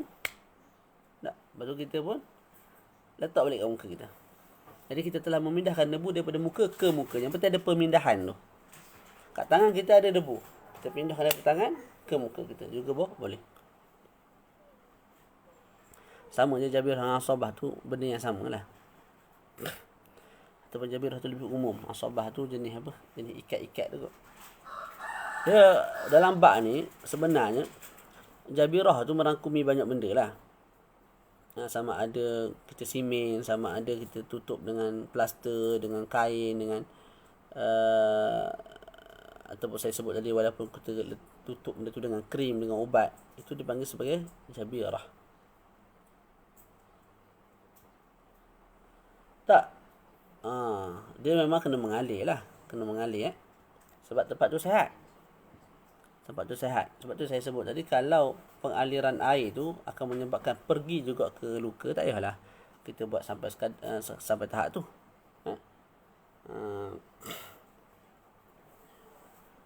Okey. Selesai. Yang kedua,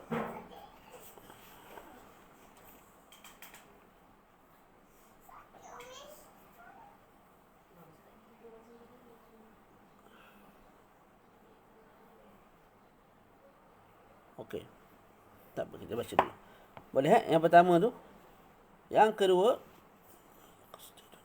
Okey. Jadi yang pertama tu mesti ada naklun, perpindahan. Kalau tidak ada naklun, kalau tidak ada permindahan, contoh apa? Tidak ada permindahan. Kita duduk di tempat angin bertiup, yang mana angin tu membawa debu. Kita duduk lagu ni. Sambil-sambil pandang ke angin tu bung. Lekatlah debu kat muka kita penuh. Cukup kata. Tak kita sebut tidak memadai, tidak sah. Kamu punya tayamum sebab hilang rukun yang pertama, iaitu memindahkan. Kamu tidak memindahkan debu tersebut. Malah dia datang sendiri. Boleh? Tu dia. Yang kedua.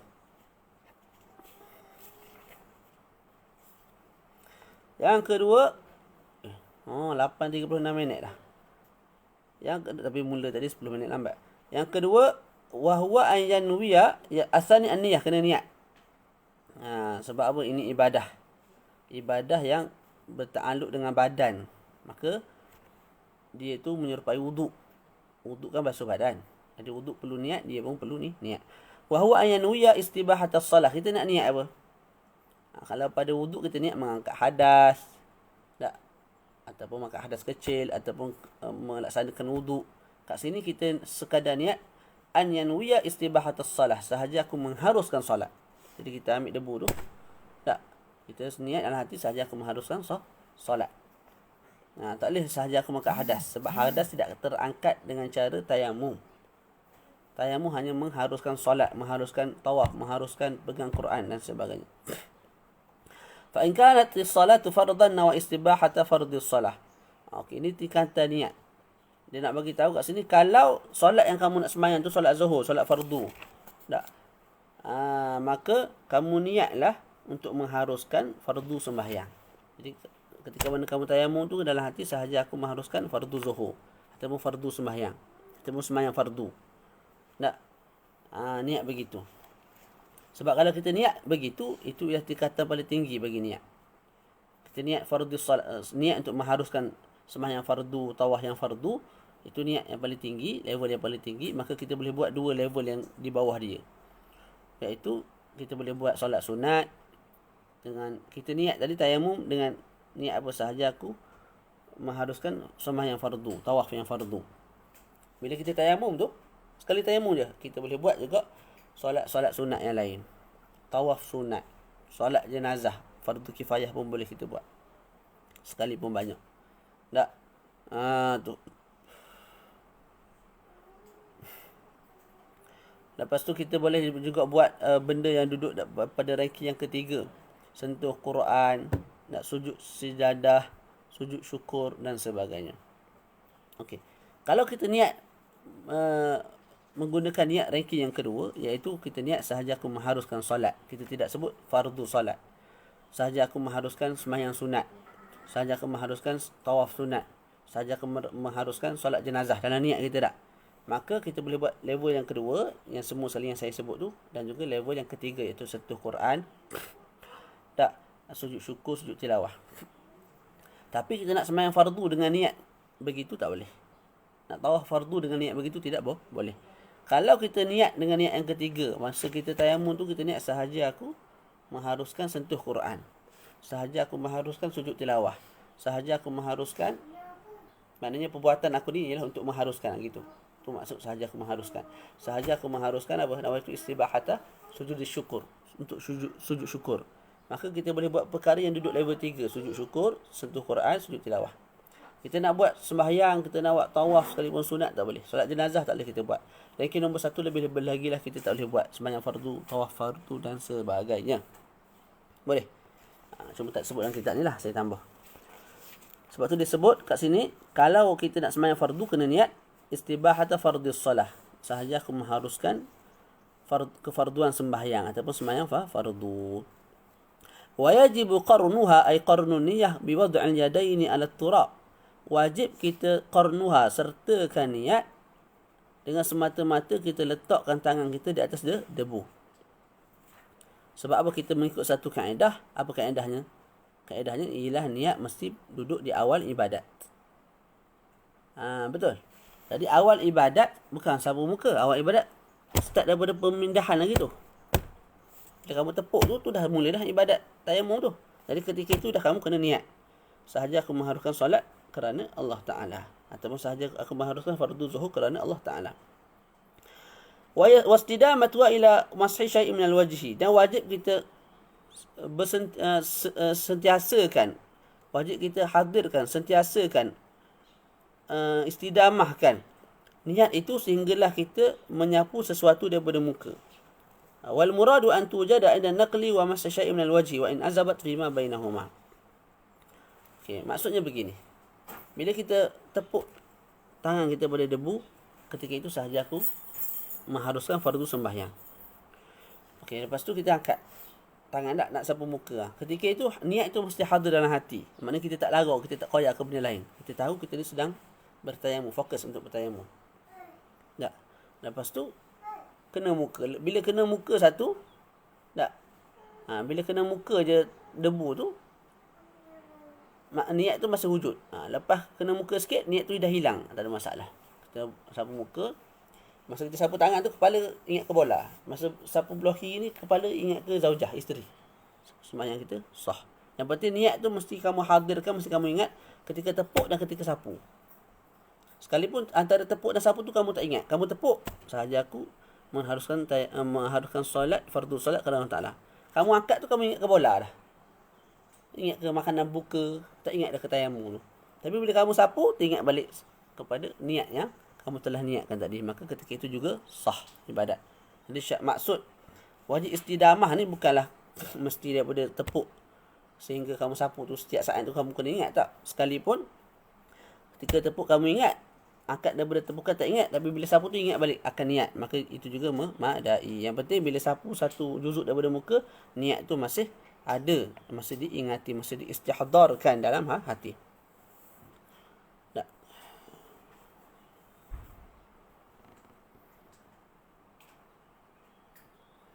Istihdar dalam hati ni yang saya faham lah, wallahu alam. Maksudnya kita sedar kita sedang bertayamum. Bukan maksud dia kita kena dalam hati kita kena hadirkan sahaja aku mengharuskan tayamum, sahaja aku mengharuskan solat, sahaja aku mengharuskan solat, sahaja aku tepuk ni. Daripada situ sahaja aku mengharuskan solat, sahaja aku mengharuskan solat, sahaja aku mengharuskan solat, sahaja aku mengharuskan solat, sahaja aku mengharuskan solat, sahaja aku mengharuskan solat. Pok kena kat muka barulah ingat lagi sahaja aku mengharuskan solat, lepas tu barulah hilang, tak. Saya rasa makna begitu jauh lah. Susah lah benda tu, sah. Jadi maksud istihdar ni sekadar kita sedar yang kita ni sedang berwuduk. Maknanya kepala kita tak lara, tak pusing ke benda lain, tak teringat ke bola ke benda lain yang menyebabkan kita terlupa yang kita ni sedang tayamum. Boleh? Okey, terus. Al-thalith yang ketiga, sapu al-wajhi, mashul wajhi, pada al-wajh lil istighraq. Maknanya mashu jami'il wajh, sapu seluruh muka. Inilah muka. Daripada awal tempat tumbuh rambut secara kebiasaan Sehinggalah di bawah dagu ni. Tak. Maka kita kena sapu semua. Kalau daripada tepi dari sini ke sini, kena sapu semua bahagian muka. Lepas tu bahagian-bahagian yang berbulu ni tak perlulah kita tekan sampai masuk bulu ke dalam, masuk debu dalam bulu tu. Tak wajib berbeza dengan air kita kena ratakan sampai ke dalam. Debu ni kalau kita duk tekan berdarah lah habis muka kita ni. Jadi kalau yang tempat berbulu tak wajib kita sampaikan bulu, tak wajib kita sampaikan debu sampai ke akar bulu, tak wajib. Luar sahaja memadai dah. Terus ar-rabi'u mashul yadaini ma'al mirfaqain. Yang keempat, sapu tangan. Sapu tangan gini, ikut lagu mana pun. Yang penting lebih sikit daripada siku. Min babi ma la yatimul wajibu illa bi fa wajibun. Ikut lagu mana pun. Cuma yang sunat lagu ni. Ni. Tak. Ni ada kat depan ni sikit. Lepas tu yang ni letak gini. Kanan ni kiri. Kita tepuk gini.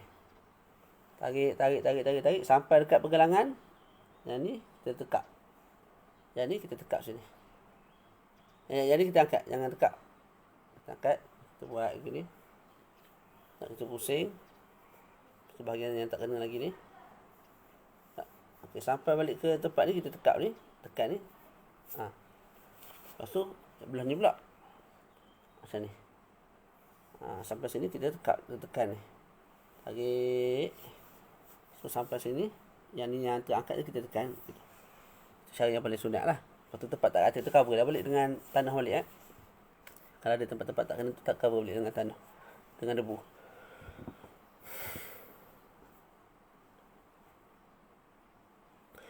Niat, jika niat tayamum untuk tawaf fardu, bolehkah untuk buat solat fardu? Boleh. Niat tayamum ketika sentuh debu dengan muka atau ketika tepuk tangan ke debu tu, dua-dua. Maknanya kita niat bila semata-mata kita tepuk tu, kita niat dah sahaja aku mengharuskan sembahyang fardu kerana Allah Taala. Niat tu kita wajib istihdarkan dalam hati, hadirkan dalam hati, maknanya kita sedar kita ni sedang bertayamum. Nak sampailah kita sapu muka.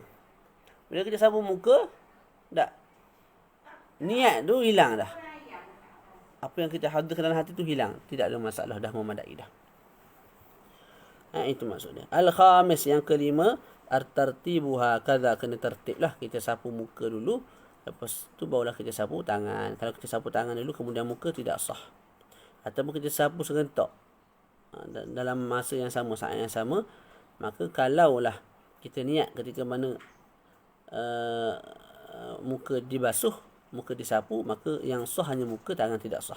Kena ulang balik sapuan pada tangan. Okey. Jadi disebut at-tartib hakadha, tertib seperti ini, maknanya muka kemudian tangan. Itu tertib disyaratkan hanya pada sapuan. Pada pemindahan tidak diwajibkan tertib. Disapu mesti muka tangan. Tak tertib. Kalau perpindahan tak diwajibkan tertib. Perpindahan ni maksud dia apa? Saya ada satu tangan saya besar sungguh lah. Okey, satu ni dah boleh cover satu muka, satu ni boleh cover tangan kan? Tangan kanan, tangan kiri. Saya tepuk kali pertama. Tepukan saya kali pertama ialah untuk tangan. Saya tepuk kali kedua ialah untuk muka. Jadi tepukan kali pertama untuk tangan. Tertib ke tak tertib tu? Tidak tertib. Betul? Sebab apa? Tepukan kali pertama untuk tangan. Tepukan kali kedua untuk muka. Jadi sudut tepukan tu tak wajib tertib. Tapi kalau nak sapu, kamu kena start muka dulu. Jangan sapu tangan dulu. Tak, jadi yang saya tepuk kali kedua ni, saya sapu muka dulu. Ni yang saya tepuk kali pertama tu, saya sapu pula tangan. Buat lagu mana pun. Dia kalau contoh yang lebih tepat, kalau kita guna kain yang besar lah. Jadi kita tepuk sekali, kita letak sebelah. Ni tepukan ini ialah untuk aku sapu tangan aku. Kita tepuk pula dengan kain satu lagi. Tepukan ini, kain ini untuk aku sapu muka. Jadi kita tepuk untuk muka tu kali kedua, iaitu selepas daripada kita tepuk untuk tangan. Tidak ada tertib masa tu, tidak ada masalah. Yang penting bila kamu sapu mesti muka dulu. Boleh? Mudah insya-Allah.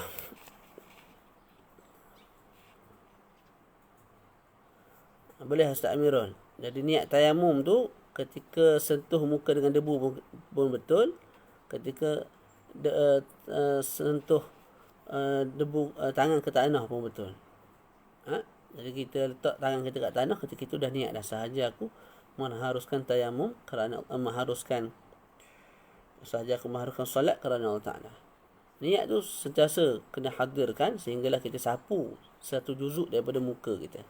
Sebab tu disebut dalam kitab kita ni, wa yajibu qarnuha, dan wajib kita sertakan niat biwad'il yadaini 'ala turab, dengan semata-mata kita letak tangan kita di atas tanah. Wastidamatuha, dan kita kena sentiasakan hadirkan niat tersebut sehingga mashi syai'in, kita sapu sesuatu daripada al-wajhi, muka. Boleh? Tu. Sebab dia ambil dua iktibar kat sini. Tayamum ni ibadat bermula ibadat tayamum ialah start daripada kita tepuk lagi. Maka niat itu di awal ibadat kena niat lah. Lepas tu sebab apa kena istidamah sehingga kita sapu sebahagian daripada muka? Sebab al-maksud daripada kita pindahkan debu tu, nak kita tepuk tu, tujuan dia ni. Ni tujuan utama dia. Jadi diraikan dua sudut tu. Sebab tu niat tu mesti disentiasakan wujud dalam hati sehinggalah kita sapu sesuatu daripada muka. Dia laju je Tak ada dah hilangnya niat tu. Kita tepuk, kita niat sahaja aku mengharuskan solat kerana Allah Ta'ala. Dan tak hilang niat tu. Dan tak kita lalai fikir ke benda lain. Tak dan je. Tempoh tu sekejap sangat. Okey.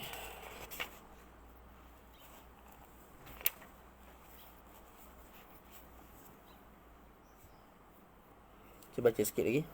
Yang mudah-mudah, yang sesuatu itu berhenti. Faslun. Wa syurutut tayammumi al-qasdu ila turab. Okey. Syarat sah tayamum. Tadi rukun tayamum. Rukun tayamum ni macam rukun wuduk lah, 6 tu. Kat sini ada berapa rukun tayamum tadi? Jadi 5. Sekarang ni syarat sah tayamum pula. Wa syurutut tayammumi ay wa syurutus sihhati tayammumi, dan syarat-syarat sah tayamum al-qasdu ila turab. Kita qasad kepada tu turab. Yang biasa seseorang tu keliru ialah beza antara qasad dan juga naql, perpindahan. Dia ada beza Tadi kita sebut pada rukun, hendaklah kita memindahkan debu daripada satu tempat ke tempat yang lain. Dalam syarat kita sebut mesti ada qasad. Qasad dia kita nak, kita tuju kepada debu tersebut. Dua ni perkara yang berbeza. Boleh jadi berhimpun dalam satu masa yang sama, boleh jadi terpisah. Contoh. Contoh berhimpun dua perkara tu. Tengok ni. Saya tepuk dan memang saya qasadkan debu tu. Saya nak ke debu tu lah. Maksud dia qasad tu. Tak. Jadi ada tepuk, perpindahan. Tepuk dan pindah. Dan ada juga qasad ke debu tu. Ada gambaran, ada qasad sahaja tapi tidak ada pemindahan. Tadi yang kita sebut. Duduk di mahabbur riyah, di tempat angin terbang. Kita buat lagu ni. Jadi debu tu datang. Jadi kita nak ke debu tu. Kita duduk kat kawasan tu sebab apa? Kita nak ke debu. Jadi ada qasad tu. Syarat tu ada. Tapi tidak ada naql, tidak ada rukun. Maka tidak sah. Okey. Ada juga yang ada naql tapi tidak ada qasad. Contohnya Ustaz Amirul tayamumkan saya tanpa izin daripada saya. Jadi ada perpindahan. Ustaz Amirul pindahkan debu daripada tanah ke muka saya. Jadi ada perpindahan tu. Perpindahan tanah tu. Daripada satu tempat ke satu tempat. Tapi qasad daripada saya tak ada. Sebab saya dipaksa. Jadi bila saya dipaksa, saya tak nak berdebu tu. Orang lain yang paksa letak kat muka saya. Tak? Tu. Ketika itu tidak sah. Jadi mesti ada naql, iaitu rukun tayamum, dan mesti ada qasad, iaitu qasad tu nak tuju kepada si debu tu. Itu syarat. Yang kedua, wa an yakuna turab tahiran tahura. Mestilah turab tu apa? Bersih lah. Mesti turab tu apa? Mesti turab tu bersih. Mesti turab tu bersih. Tahiran tu bersih. Tahuran tu boleh membersihkan. Jadi mesti dua-dua tu. Bersih dan boleh membersihkan. Jadi tak boleh sekadar bersih Musta'mal ni bersih. Tak, debu yang telah digunakan. Apa debu musta'mal? Debu yang telah digunakan. Apa debu yang telah digunakan? Kita tepuk. Tak, kita pun sapu muka. Lepas tu jatuh debu. Debu yang jatuh tu kita panggil debu yang musta'mal. Debu yang ada kat muka lagi selepas kita sapu tu juga dipanggil sebagai debu musta'mal. Boleh? Itu debu musta'mal. Debu musta'mal tak boleh kita buat tayamum. Tak boleh juga kita buat untuk dimasukkan dalam air supaya air jadi keruh untuk kita basuh najis mughalladah. Tak boleh. Jadi mesti tahir dan juga tahur. Tahur ni boleh membersihkan lah, bukan najis. Semula wa ayakun turabu tahiran. Turab tu, debu tu mesti tahir. Maknanya bukan najis. Tahuran maknanya dia boleh membersihkan. Kalau musta'mal bersih, cuma tak boleh membersihkan. Jadi daripada perkataan tahir keluar debu yang najis. Daripada perkataan tahuran keluar debu yang musta'mal. Lahu gubar. Ayakun turab. Turab tu kita terjemah tanah lah. Tanah yang ada debu. Apa beza tanah dengan debu? Tanah ni yang ada dekat atas bumi. Debu ni kalau kita hempap tanah tu, dia akan naik debu tu. Jadi debu ni yang naik selepas mana kita hempap tanah ke bawah. Itulah mudah-mudahnya. Tak. Jadi kebiasaan tanah mesti ada debu. Khalisan anil khalid. Yang mana tanah itu ataupun debu itu mesti kosong daripada sebarang pencampuran. Walaupun sedikit. Tak boleh bercampur dengan gandum, tak boleh bercampur dengan gula, tak boleh bercampur dengan benda lain, tak boleh. Kalau bercampur dengan cuka boleh. Cuka masuk dalam debu, lepas tu debu tu kering, boleh, tak ada masalah. Itu ada perincian lah, saya tak ingat perincian lagu mana. Yang molek je tak payahlah campur cuka apa bagai tu. Apa soalan? Nak pindah debu memang wajib guna tangan ke Ustaz? Tak ada masalah guna benda lain pun. Tak ada masalah. Kalau kita suruh orang lain boleh. Yang penting bila dia sapu muka tu, kita qasad. Kita memang nak ke debu tu. Bukan dipaksa. Jadi orang lain yang pindah, bukan kita. Sama ada guna tangan dia, guna alat lain, tidak ada masalah. Seterusnya, wa ayakuna bi darbataini. Darbatun lil wajhi wa darbatun lil yadaini. Mesti menggunakan dua darbah. Dua darbah, dua tepukan.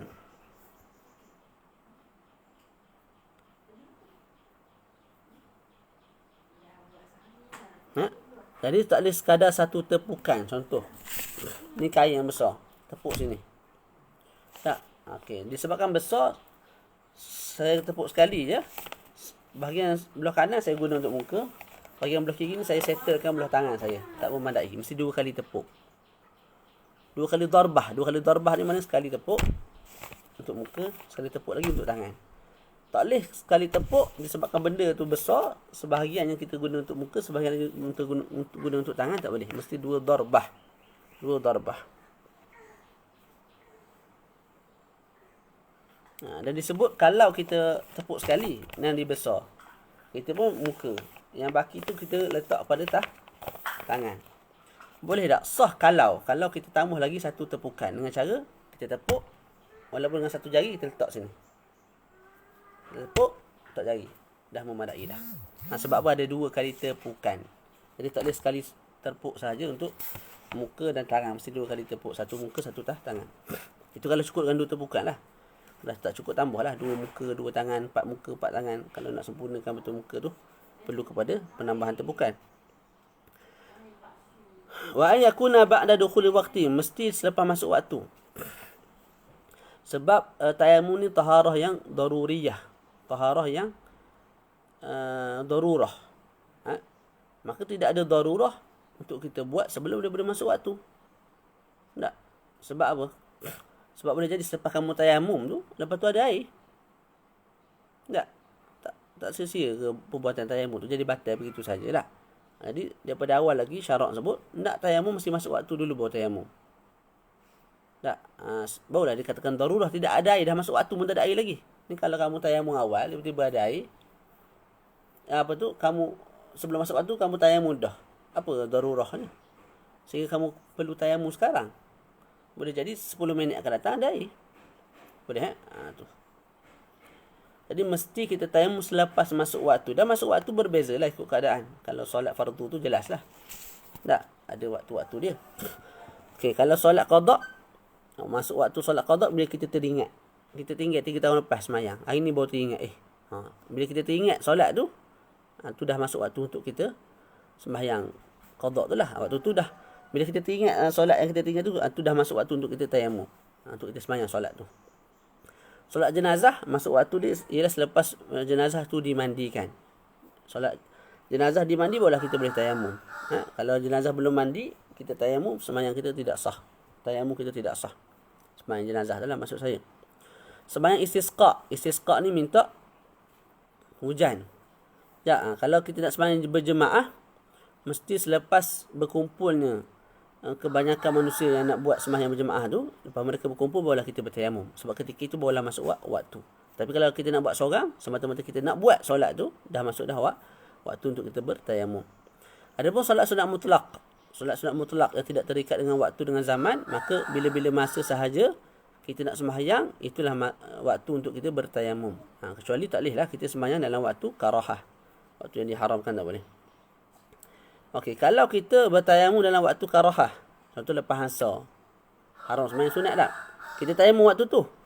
Tapi niat kita nak sembahyang sunat selepas daripada maghrib. Tak. Nak sembahyang sunat mutlak lah selepas daripada maghrib. Boleh tak? Tidak ada masalah. Yang tak boleh tayamum dalam waktu karahah untuk sembahyang dalam waktu karahah. Yang tu tayamum tidak sah. Kalau kita tayamum dalam waktu karahah, waktu yang diharamkan, tapi kita nak sembahyang solat sunat mutlak tu pada waktu yang tidak diharamkan sembahyang, iaitu selepas maghrib sebagai contoh, maka tidak ada isu lah. Wa an yujaddida at-tayammuma li kulli fardhin. Syarat seterusnya, hendaklah seseorang itu memperbaharui tayamum bagi setiap fardu. Jadi sembahyang zuhur satu kali tayamum, asar sekali tayamum yang baru, maghrib juga tayamum yang baru, isyak tayamum yang baru, subuh bagi esok tayamum yang baru. Tak boleh satu tayamum cover 5 solat fardu, tak boleh. Begitu juga kalau bergabung dengan tawaf. Kita nak solat fardu subuh, lepas tu nak tawaf. Fardu subuh satu tayamum, tawaf fardu satu tayamum yang lain. Tak boleh satu tayamum 2 fardu, tak boleh. Tak. Tapi kalau dengan fardu kifayah, boleh, tidak ada masalah. Sebut dah tadi. Kita niat untuk buat fardu zuhur. Lepas fardu zuhur tu ada orang nak sembahyang jenazah. Kita sembahyang sekali tanpa kita bertayamum kali kedua, boleh, tidak ada masalah. Kalau kita nak himpunkan perkara sunat dengan satu tayamum, himpunlah walaupun 1000 rakaat, tak ada masalah. Fardu kifayah nak sembahyang jenazah 10,000 kali, tidak ada masalah dengan satu tayamum. Yang tak boleh dihimpunkan ialah sembahyang fardu ain. Yang tu mesti satu fardu ain, satu tayamum.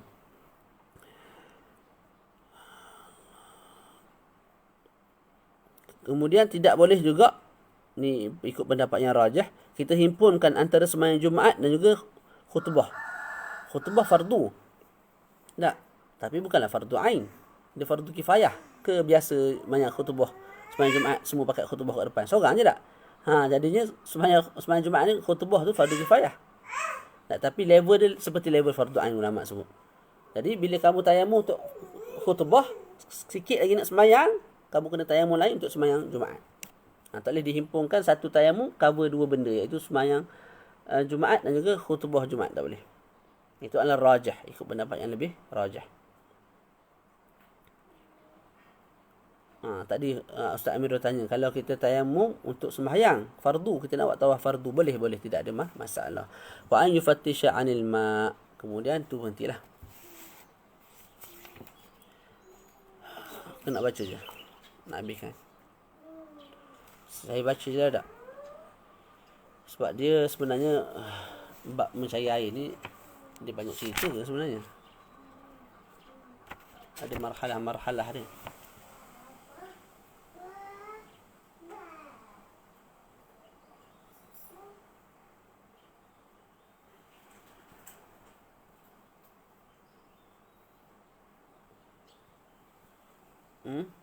Berhentilah pukul 9 dah. Okey, cukup sekarang tu. Nanti kita sambung wa yufattisha 'anil ma'. Syarat seterusnya ialah mencari air. Jadi kita dah selesai syarat. Yang pertama mesti ada qasad kepada turab, yang kedua mesti turab tu tahir, mesti juga tahur, mesti ada gubar, mesti kosong daripada apa-apa percampuran debu dan gandum dan sebagainya, mesti 2 kali tepuk, dan mesti lepas masuk waktu, dan juga mesti satu tayamum untuk satu fardu ain. Seterusnya kita akan sambung pada perbahasan akan datang. sekali dengan perbahasan haid lah. Haid pun kat sini disebut benda asas sahaja, okey lah. Benda yang termasuk bab istihadah tu kita akan bincang lain kali lah. Okey, insyaAllah minggu depan kita selesaikan bab taharah ni. Dan kalau sempat kita masuk juga babus salah, mukadimah babus salah. Okey, insyaAllah.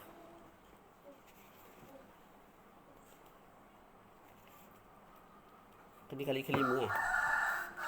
Paling lama pun kita akan buat 12 kelas. 3 bulan lah. 12 kelas itu paling lama. Untuk setiap kitab yang kita baca, kita paling lama 12 kelas. Tapi macam adab tu rasa 3 kali baca lagi habis lah. Maknanya 8 kelas habis. Lepas tu kita sama ada nak masuk kitab baru ataupun kita tambah masa bagi kitab lain, macam mana juga. Macam kitab fiqh ni Allah alam lah, gaya macam 12 lah paling cepat pun. Paling lambat pun kita akan usaha untuk 12 kelas sahaja, jangan lebih 3 bulan. Lepas tu saraf pun sama, kita akan cuba 12 kelas. Satu lagi apa, Nahu juga kita akan cuba 12 kelas sahaja. Okay. Maknanya paling lama 3 bulan lah. Jadi kita dah habis sebulan, dah masuk bulan kedua dah, darsa yang kelima. Cumanya saraf kelas yang ketiga, keempat tak silap. Jadi insyaAllah petang ni saraf boleh kita baca dalam pukul 2, 2.30 gitu lah. 2.30 lah mulai insyaAllah. 2.30 habis pukul 2.30, 3.30, 4. Boleh lah 2.30. Sebab lepas tu nak balik ke Kuantan pula. Saya dekat kampung ni, kat Jengka. InsyaAllah. Saya buka soalan lah kalau nak tanya soalan. Tu. Ustaz, kalau 2 tempat kena tayamum, kaki atau tangan, adakah bila nak masuk asar tu kena buat 2 tayamum? Ya, 2 tayamum. Dia berbilang-bilang tayamum dengan berbilang-bilangnya anggota.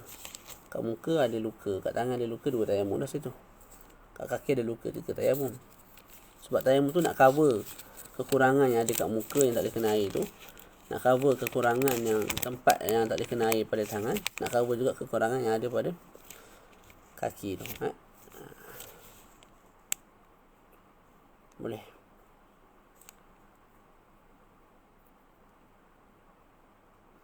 Ada perincian jugalah bab tu. Ada kena gaya. Walaupun luka tu 4 tempat, tapi 1 tayamum. Saya tak ingat tu. Kena tengok boleh lah. Tapi benda-benda jangan berlaku lah. Tapi untuk fiqh kita kena tahulah sebagai masail. Ada soalan lain tak? Allah.